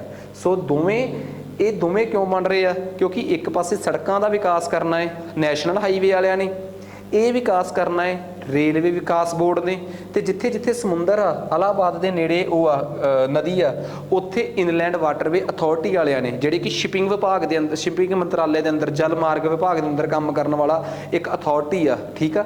ਸੋ ਸਾਰੇ ਮਿਲ ਕੇ ਕੰਮ ਕਰਨਗੇ, ਫਿਰ ਜਾ ਕੇ ਤੁਸੀਂ ਕਹਿ ਸਕਦੇ ਹੋ ਕਿ ਮਲਟੀ ਮਾਡਲ ਲੌਜਿਸਟਿਕ ਪਾਰਕ ਕਾਮਯਾਬ ਹੋਣਗੇ। ਸੋ ਕਿੱਡੀ ਇੰਪੋਰਟੈਂਟ ਖਬਰ ਸੀਗੀ। ਉਸ ਤੋਂ ਬਾਅਦ ਭਾਰਤ ਤੇ ਰਸ਼ੀਆ ਮਿਲ ਕੇ ਇੱਕ ਪ੍ਰੋਜੈਕਟ ਤੇ ਕੰਮ ਕਰ ਰਹੇ ਆ, ਸਪੈਕਟ੍ਰੋਗ੍ਰਾਫਿਕ ਇਨਵੈਸਟੀਗੇਸ਼ਨ ਆਫ ਨੈਬੂਲਰ ਗੈਸ। ਠੀਕ ਆ, ਇਹ ਜਿੰਨੀਆਂ ਤੁਸੀਂ ਇੱਕ ਗੱਲ ਦੇਖੋ, ਮੈਂ ਇੱਕ ਬੜੀ ਸਿੰਪਲ ਜੀ ਗੱਲ ਦੱਸਦਾ ਸਾਇੰਸ ਦੀ, ਜਿਹਦੇ ਬਾਰੇ ਕਿ ਮੈਂ ਹਜੇ ਪੜ੍ਹਾਉਣਾ ਹੈ ਬਹੁਤ ਅੱਗੇ ਜਾ ਕੇ, ਕਿ ਸਾਡੀ ਧਰਤੀ ਦੇ ਨੇੜੇ ਜਿਹੜਾ ਔਰਬਿਟ ਆ ਉਹਦੇ 'ਚ ਬਹੁਤ ਸਾਰੇ ਗ੍ਰਹਿ ਘੁੰਮਦੇ ਆ। ਧਰਤੀ ਦੇ ਨੇੜੇ ਮਤਲਬ ਧਰਤੀ ਤੋਂ ਜਸਟ 400 ਕਿਲੋਮੀਟਰ ਦੇ ਨੇੜੇ ਕਈ ਉਪਗ੍ਰਹਿ ਘੁੰਮ ਰਹੇ ਆ, ਇਹਨੂੰ ਕਹਿੰਦੇ ਆ ਲੋ ਅਰਥ ਔਰਬਿਟ, ਧਰਤੀ ਦੇ ਨੇੜੇ ਵਾਲੀ ਔਰਬਿਟ। ਠੀਕ ਆ, ਫਿਰ ਉਸ ਤੋਂ ਥੋੜ੍ਹੀ ਜਿਹੀ ਅੱਗੇ ਚਲੇ ਜਾਓ, ਫਿਰ ਆ ਜਾਂਦੀ ਆ ਮਿਡਲ ਅਰਥ ਔਰਬਿਟ, ਫਿਰ ਉਸ ਤੋਂ ਬਾਅਦ ਆ ਜਾਂਦੀ ਆ ਐਕਸਟ੍ਰੀਮਲੀ ਹਾਈ ਅਰਥ ਔਰਬਿਟ। ਠੀਕ ਆ, ਕਿ ਧਰਤੀ ਤੋਂ ਬਹੁਤ ਦੂਰ 36,000 ਕਿਲੋਮੀਟਰ ਦੂਰ ਤੱਕ ਜਿਹੜੀ ਅਰਥ ਔਰਬਿਟ ਆ ਧਰਤੀ ਦੇ ਆਲੇ ਦੁਆਲੇ, ਉੱਥੇ ਵੀ ਕਈ ਪ੍ਰਕਾਰ ਦੇ ਸੈਟੇਲਾਈਟ ਘੁੰਮਦੇ ਆ। ਸੈਟੇਲਾਈਟ ਦਾ ਹਿਸਾਬ ਹੁੰਦਾ ਹੈ, ਕੋਈ ਸੈਟੇਲਾਈਟ ਤਾਂ ਸਾਨੂੰ ਧਰਤੀ ਦੇ ਨੇੜੇ ਚਾਹੀਦਾ ਹੈ ਜਿਵੇਂ ਰਿਮੋਟ ਸੈਂਸਿੰਗ ਵਾਲੇ, ਤੇ ਕਈ ਸੈਟੇਲਾਈਟ ਸਾਨੂੰ ਧਰਤੀ ਤੋਂ ਬਹੁਤ ਦੂਰ ਚਾਹੀਦੀ ਹੈ ਜਿਵੇਂ ਕਮਿਊਨੀਕੇਸ਼ਨ ਵਾਲੇ ਸੈਟੇਲਾਈਟ, ਸੰਚਾਰ ਵਾਲੇ ਜਿਹੜੇ ਸੈਟੇਲਾਈਟ ਆ। ਧਰਤੀ ਦੇ ਨੇੜੇ ਹੀ ਇੱਕ ਔਰਬਿਟ ਆ ਲੋ ਅਰਥ ਔਰਬਿਟ, ਉਹਦੇ 'ਚ ਇੱਕ ਬਹੁਤ ਮਸ਼ਹੂਰ ਚੀਜ਼ ਚੱਲਦੀ ਆ ਅੰਤਰਰਾਸ਼ਟਰੀ space station, international space station. ਇਹ ਧਰਤੀ ਦੇ ਨੇੜੇ ਹੀ 300-400 ਕਿਲੋਮੀਟਰ ਦੇ ਦਾਇਰੇ 'ਚ ਹੀ ਇੱਕ ਅਜਿਹਾ ਸਟੇਸ਼ਨ ਆ ਜਿੱਥੇ ਵਿਗਿਆਨੀ ਜਾ ਕੇ ਰਹਿੰਦੇ ਆ ਤੇ ਖੋਜ ਕਰਦੇ ਆ। ਇਹ ਇੰਟਰਨੈਸ਼ਨਲ ਸਪੇਸ ਸਟੇਸ਼ਨ ਹੈਗਾ ਹੈ, ਬਿਲਕੁਲ ਹੈਗਾ ਹੈ। ਜਿਹੜਾ ਹੁਣ ਤੱਕ ਇੰਟਰਨੈਸ਼ਨਲ ਸਪੇਸ ਸਟੇਸ਼ਨ ਆ, ਤੁਸੀਂ ਖੁਦ ਸਰਚ ਕਰਕੇ ਦੱਸੋਗੇ ਕਿ ਇਹ ਕਿਹੜੇ ਦੇਸ਼ ਦੀ ਕੋਲੈਬੋਰੇਸ਼ਨ ਨਾਲ ਬਣਿਆ ਹੋਇਆ ਹੈ ਤੇ ਕਦੋਂ ਬਣਿਆ ਸੀ। ਪਰ ਹੁਣ ਦੁਨੀਆ 'ਚ ਇੱਕ ਹੋੜ ਮੱਚ ਗਈ ਕਿ ਅਸੀਂ ਆਪੋ ਆਪਣੇ ਇੰਟਰਨੈਸ਼ਨਲ ਸਪੇਸ ਸਟੇਸ਼ਨ ਬਣਾਉਣੇ ਆ ਸਪੇਸ 'ਚ, ਤੇ ਇਹ ਹਾਈ ਅਰਥ ਔਰਬਿਟ 'ਚ ਨਹੀਂ ਬਣਦੇ, ਇਹ ਬਣਦੇ ਆ ਲੋ ਅਰਥ ਔਰਬਿਟ 'ਚ। ਇਸੇ ਹੀ ਮਾਮਲੇ 'ਚ ਇੱਕ ਸਪੇਸ ਸਟੇਸ਼ਨ ਬਣਾ ਰਿਹਾ ਚਾਈਨਾ। ਚਾਈਨਾ ਦੇ ਸਪੇਸ ਸਟੇਸ਼ਨ ਦਾ ਨਾਮ ਕੀ ਹੈ ਜਿਹੜਾ ਉਹਦੇ ਲੋਅਰ ਅਰਥ ਔਰਬਿਟ 'ਚ ਘੁੰਮੂਗਾ? ਉਸ ਲੋਅਰ ਅਰਥ ਔਰਬਿਟ 'ਚ ਘੁੰਮਣ ਵਾਲਾ ਜਿਹੜਾ ਚਾਈਨਾ ਦਾ ਸਪੇਸ ਸਟੇਸ਼ਨ ਹੋਊਗਾ। ਠੀਕ ਆ, ਸੋ ਚਾਈਨਾ ਦੇ ਸਪੇਸ ਸਟੇਸ਼ਨ ਦਾ ਨਾਮ ਆ, ਬਹੁਤ ਇੰਪੋਰਟੈਂਟ ਆ ਨਾਮ, ਦੈਟ ਇਜ਼ ਤਿਆਂਗਯੋਂਗ। ਠੀਕ ਆ, ਤਿਆਂਗਯੋਂਗ ਸਪੇਸ ਸਟੇਸ਼ਨ ਆ ਚਾਈਨਾ ਦਾ। ਇਹ ਆ ਇੰਟਰਨੈਸ਼ਨਲ ਸਪੇਸ ਸਟੇਸ਼ਨ ਜਿਹਨੂੰ ਚਾਈਨਾ ਲਾਂਚ ਕਰਨ ਜਾ ਰਿਹਾ ਹੈ 2024-25 ਤੱਕ। ਠੀਕ ਆ, ਤਿਆਮੇ ਇਹ ਉਸ ਸਪੇਸ ਸਟੇਸ਼ਨ ਦਾ ਪਹਿਲਾ ਟੁਕੜਾ ਸੀ ਜਿਹੜਾ ਚਾਈਨਾ ਭੇਜ ਚੁੱਕਿਆ ਹੈ, ਤੇ ਹੌਲੀ ਹੌਲੀ ਕਈ ਟੁਕੜੇ ਜੁੜ ਕੇ ਉਹ ਸਪੇਸ ਸਟੇਸ਼ਨ ਬਣ ਜਾਊਗਾ। ਉਹਦਾ ਹੀ ਇੱਕ ਟੁਕੜਾ ਜਿਹਦਾ ਨਾਮ ਆ ਸਪੈਕਟ੍ਰੋਗ੍ਰਾਫਿਕ ਇਨਵੈਸਟੀਗੇਸ਼ਨ ਆਫ ਨਿਊਕਲੀਅਰ ਗੈਸ, ਇਹ ਉਹ ਪ੍ਰੋਜੈਕਟ ਆ ਜਿਹੜਾ ਭਾਰਤ ਦਾ ਇੰਡੀਅਨ ਇੰਸਟੀਚਿਊਟ ਆਫ ਐਸਟਰੋਨੋਮੀ ਪੂਨੇ ਤੇ ਰਸ਼ੀਅਨ ਅਕੈਡਮੀ ਆਫ ਸਾਇੰਸ, ਜਿਹੜਾ ਕਿ ਰਸ਼ੀਆ ਦਾ ਇੱਕ ਸੰਸਥਾਨ ਆ, ਦੋਵੇਂ ਮਿਲ ਕੇ ਬਣਾ ਰਹੇ ਆ। ਇਸ ਇੰਸਟਰੂਮੈਂਟ ਦਾ ਮਕਸਦ ਕੀ ਆ? ਇਸ ਇੰਸਟਰੂਮੈਂਟ ਦਾ ਮਕਸਦ ਇਹ ਆ ਕਿ ਇਹ ਉਸ ਚਾਈਨਾ ਦੇ ਸਪੇਸ ਸਟੇਸ਼ਨ ਦੇ ਵਿੱਚ ਇੱਕ ਅਜਿਹਾ ਇੰਸਟਰੂਮੈਂਟ ਲੱਗੂਗਾ ਜਿਹੜਾ ਵੱਖਰੀਆਂ ਆ ਰਹੀਆਂ ਜਿਹੜੀਆਂ ਵੇਵ ਲੈਂਥ ਨੇ, ਤਰੰਗਾਂ ਨੇ, ਉਹਨਾਂ ਦੀ ਫ੍ਰੀਕੁਐਂਸੀ ਨੋਟ ਕਰੂਗਾ। ਵੱਖਰੀਆਂ ਜਿਹੜੀਆਂ ਆ ਰਹੀਆਂ ਤਰੰਗਾਂ ਨੇ, ਠੀਕ ਆ, ਉਹਨਾਂ ਦੀ ਫ੍ਰੀਕੁਐਂਸੀ ਜਾਂ ਉਹਨਾਂ ਦੀ ਤਰੰਗਾਂ ਦੀ ਲੰਬਾਈ, ਜਿਹਨੂੰ ਆਪਾਂ ਤਰੰਗ ਲੰਬਾਈ ਕਹਿ ਦਿੰਦੇ ਆ, ਵੇਵ ਦੀ ਲੈਂਥ ਜਾਂ ਉਹਨਾਂ ਦੀ ਫ੍ਰੀਕੁਐਂਸੀ ਨੂੰ ਕਹਿ ਦਿੰਦੇ ਆ ਬਾਰੰਬਾਰਤਾ, ਚਾਹੇ ਇਹਨੂੰ ਫ੍ਰੀਕੁਐਂਸੀ ਕਹਿ ਲਓ ਤਾਂ ਵੀ ਪੰਜਾਬੀ 'ਚ ਕੋਈ ਫਰਕ ਨਹੀਂ। ਇਹਨਾਂ ਤਰੰਗਾਂ ਦੀ ਫ੍ਰੀਕੁਐਂਸੀ ਜਾਂ ਲੰਬਾਈ, ਇਹਨਾਂ ਵੇਵਸ ਦੀ ਵੇਵ ਲੈਂਥ, ਸੋ ਉਹਨੂੰ ਮਾਪਣ ਵਾਸਤੇ ਇੱਕ ਛੋਟਾ ਜਿਹਾ ਇੰਸਟਰੂਮੈਂਟ ਆ ਜਿਹੜਾ ਭਾਰਤ ਬਣਾ ਰਿਹਾ ਹੈ। ਚਾਈਨਾ ਇਹਦਾ ਇੱਕ ਹਿੱਸਾ ਤਿਮਾਨੇ ਨਾਮ ਦਾ ਪਹਿਲਾਂ ਲਾਂਚ ਕਰ ਚੁੱਕਿਆ ਹੈ। ਪੂਰੇ ਪ੍ਰੋਜੈਕਟ ਦਾ ਨਾਮ ਜਿਹੜਾ ਚਾਈਨਾ ਦਾ ਸਪੇਸ ਸਟੇਸ਼ਨ ਆ ਉਹਦਾ ਨਾਮ ਆ ਤਿਆਂਗੋਂਗ। ਇਹ ਅੰਤਰਰਾਸ਼ਟਰੀ ਸਪੇਸ ਸਟੇਸ਼ਨ ਜਿਹੜਾ ਹੈ, ਉਸ ਤੋਂ ਬਾਅਦ ਚਾਈਨਾ ਇਹਦੇ 'ਚ ਦੇਖੋ ਕਿੱਥੇ ਪਹੁੰਚ ਗਿਆ। ਕੀ ਚਾਈਨਾ ਹੀ ਇਹੋ ਜਿਹਾ ਦੇਸ਼ ਆ? ਇਹ ਚਾਈਨਾ ਦਾ ਸਪੇਸ ਸਟੇਸ਼ਨ ਆ। ਠੀਕ ਆ, ਸੋ ਕਹਿੰਦੇ ਆ ਕਿ ਜਿਹੜਾ ਪਹਿਲਾਂ ਸਪੇਸ ਸਟੇਸ਼ਨ ਬਣਿਆ ਸੀਗਾ, ਠੀਕ ਆ, ਉਹ ਇੰਟਰਨੈਸ਼ਨਲ ਸਪੇਸ ਸਟੇਸ਼ਨ, ਇਹ ਤੁਸੀਂ ਦੱਸਣਾ ਹੈ ਕਿ ਉਹ ਕਿਹੜੇ ਦੇਸ਼ਾਂ ਦੀ ਕੋਲੈਬੋਰੇਸ਼ਨ ਨਾਲ ਬਣਿਆ ਹੋਇਆ ਹੈ। ਬਹੁਤ ਇੰਪੋਰਟੈਂਟ ਆ ਕਿ ਉਹਦੇ 'ਚ ਅਮਰੀਕਾ ਹੈ, ਰਸ਼ੀਆ ਹੈ, ਕਿਹੜੇ ਦੇਸ਼ ਆ। ਕਹਿੰਦੇ ਜਦੋਂ ਉਹ ਖਤਮ ਹੋ ਗਿਆ ਤਾਂ ਉਸ ਤੋਂ ਬਾਅਦ ਹੋਰ ਦੁਨੀਆ ਦੇ ਕਈ ਦੇਸ਼ ਆਪਣਾ ਸਪੇਸ ਸਟੇਸ਼ਨ ਬਣਾ ਰਹੇ ਆ, ਜਿਨ੍ਹਾਂ 'ਚ, ਠੀਕ ਆ, ਨਾਸਾ ਬਣਾ ਰਿਹਾ ਲੂਨਰ ਗੇਟਵੇ, ਜਿਸ 'ਚ ਲੂਨਰ ਗੇਟਵੇ 'ਚ NASA, European space agency, Japan, ਠੀਕ ਆ, ਇਸ ਏਜੰਸੀਜ਼ ਕੰਮ ਜੁੜਨਗੀਆਂ। ਨਾਸਾ, ਯੂਰੋਪੀਅਨ ਏਜੰਸੀ, ਜਾਪਾਨ ਦੀ ਏਜੰਸੀ, ਕੈਨੇਡੀਅਨ ਸਪੇਸ ਏਜੰਸੀ। ਇਸ ਤੋਂ ਬਿਨਾਂ, ਠੀਕ ਆ, ਰਸ਼ੀਆ ਵੀ ਆਪਣਾ ਸਪੇਸ ਸਟੇਸ਼ਨ ਬਣਾ ਰਿਹਾ, ਇੰਡੀਆ ਵੀ ਬਣਾ ਰਿਹਾ। ਠੀਕ ਆ, ਇੰਡੀਆ ਵੀ ਬਣਾ ਰਿਹਾ, ਤੇ ਇੰਡੀਆ ਜਿਹੜਾ ਆਪਣਾ ਸਪੇਸ ਸਟੇਸ਼ਨ ਬਣਾ ਰਿਹਾ ਉਹ ਕਹਿੰਦੇ ਆ ਕਿ 2030 'ਚ ਬਣਾਊਗਾ। ਇੰਡੀਆ ਨੇ ਹਜੇ ਨਹੀਂ, ਇੰਡੀਆ 2030 ਚ, ਉਸ ਤੋਂ ਪਹਿਲਾਂ ਇੰਡੀਆ ਦਾ ਇੱਕ ਹੋਰ ਮਿਸ਼ਨ ਆ ਗਗਨਯਾਨ, ਠੀਕ ਆ। ਪਰ ਫਿਲਹਾਲ ਇੰਡੀਆ ਆਪਣਾ ਸਪੇਸ ਸਟੇਸ਼ਨ 2030 ਚ, ਤੇ ਚਾਈਨਾ ਵਾਲੇ ਦਾ ਮੈਂ ਨਾਂ ਦੱਸ ਹੀ ਦਿੱਤਾ। ਸਪੇਸ ਸਟੇਸ਼ਨ ਕੀ ਹੁੰਦਾ ਇਹ ਵੀ ਮੈਂ ਤੁਹਾਨੂੰ ਦੱਸਦਾ ਕਿ ਬਈ ਕਹਾਣੀ ਕੀ ਹੈ ਸਾਰੀ। ਸੋ ਕਿਸ ਤਰੀਕੇ ਨਾਲ ਇਹ ਕੰਮ ਕਰੂਗਾ ਇਹ ਵਾਲਾ ਜ਼ਰੂਰੀ ਨਹੀਂਗਾ, ਬਸ ਸਾਨੂੰ ਤਾਂ ਇੰਨਾ ਪਤਾ ਹੋਣਾ ਚਾਹੀਦਾ ਕਿ ਕਹਾਣੀ ਹੈ ਕੀ ਹੈ, ਠੀਕ ਆ। ਨੈਕਸਟ ਉਸ ਤੋਂ ਬਾਅਦ ਅੱਗੇ ਆਪਣੇ ਕੋਲ ਆ ਗਿਆ ਆਯੁਸ਼ਮਾਨ ਕਾਰਡ। ਕਹਿੰਦੇ ਆਯੁਸ਼ਮਾਨ ਕਾਰਡ ਹੈ ਕੀ ਆ, ਤੁਹਾਨੂੰ ਪਤਾ ਹੀ ਆ ਜੀ, ਬੜੀ ਮਸ਼ਹੂਰ ਸਕੀਮ ਸੀ। ਪੰਜਾਬ ਸਰਕਾਰ ਇਸ ਸਕੀਮ 'ਚ ਥੋੜ੍ਹੀ ਜਿਹੀ ਕੰਟਰੋਵਰਸੀ 'ਚ ਘਿਰ ਗਈ ਸੀ ਜਦੋਂ ਪੰਜਾਬ ਸਰਕਾਰ ਨੇ ਜੋ ਆਯੁਸ਼ਮਾਨ ਭਾਰਤ ਦੇ ਹਿੱਸੇ ਆਉਣ ਵਾਲੇ ਪੈਸੇ ਜਿਹੜੇ ਸੀਗੇ ਉਹ ਨਹੀਂ ਦਿੱਤੇ ਸੀ। ਕਹਿੰਦੇ ਜਿਹੜੇ ਵੀ ਇਸ ਪ੍ਰਧਾਨ ਮੰਤਰੀ ਜਨ ਆਰੋਗਿਆ ਯੋਜਨਾ ਯਾਨੀ ਕਿ ਆਯੁਸ਼ਮਾਨ ਭਾਰਤ ਦੇ ਲਾਭ ਕਰਤਾ ਹੋਣਗੇ, ਉਹਨਾਂ ਨੂੰ ਹੁਣ ਸਟੇਟ ਦੀਆਂ ਸਕੀਮਾਂ ਵੀ ਮਿਲਿਆ ਕਰਨਗੀਆਂ। ਬਿਕੋਜ਼ ਹੁਣ ਜਿਹੜਾ ਤੁਹਾਡਾ ਇਹ ਕਾਰਡ ਬਣੂਗਾ ਨਾ, ਉਹਦੇ ਤੇ ਬ੍ਰੈਂਡਿੰਗ ਹੋਇਆ ਕਰੂਗੀ, ਥੱਲੇ ਸਟੇਟ ਦੀ ਸਕੀਮ ਦਾ ਨਾਮ, ਮੁੱਖ ਮੰਤਰੀ ਵਰਡ ਲਿਖ ਕੇ ਨਾਲ ਜੁੜਿਆ ਕਰੂਗਾ ਤੇ ਉਸ ਸਟੇਟ ਦਾ ਨਾਮ, ਤਾਂ ਕਿ ਉਹ ਕਾਰਡ ਜਿਹੜਾ ਏ ਉਹ ਸੈਂਟਰ ਦੀ ਆਯੁਸ਼ਮਾਨ ਭਾਰਤ ਦੇ ਨਾਲ ਸਟੇਟ ਦੀਆਂ ਸਕੀਮਾਂ ਨੂੰ ਵੀ ਨਾਲ ਚੱਕੇ। ਇੱਕੋ ਕਾਰਡ ਨਾਲ ਤੁਸੀਂ ਸੈਂਟਰ ਦੀ ਸਕੀਮ ਤੇ ਸਟੇਟ ਦੀਆਂ ਸਕੀਮਾਂ ਦੇ ਜਿਹੜੇ ਵੀ ਬੈਨੀਫਿਟ ਨੇ ਉਹ ਤੁਸੀਂ ਲੈ ਸਕੋ। ਸੋ ਇਹ ਇੱਕ ਬਹੁਤ ਵੱਡਾ ਉਪਰਾਲਾ ਹੈ ਜਿਹਦੇ 'ਚ ਪ੍ਰਧਾਨ ਮੰਤਰੀ ਜਨ ਆਰੋਗਿਆ ਯੋਜਨਾ ਤੇ ਉਸ ਸਟੇਟ ਦਾ ਸਪੈਸੀਫਿਕ ਲੋਗੋ ਮਿਲ ਕੇ ਇੱਕੋ ਹੀ ਜਗ੍ਹਾ ਤੇ ਲੱਗਿਆ ਹੋਊਗਾ। ਬਾਟਮ ਆਫ ਕਾਰਡ ਤੇ ਉਸ ਸਟੇਟ ਦੀ ਸਕੀਮ ਦਾ ਨਾਮ ਲਿਖਿਆ ਹੋਊਗਾ ਆਯੁਸ਼ਮਾਨ ਭਾਰਤ ਦੇ ਨਾਲ, ਠੀਕ ਆ।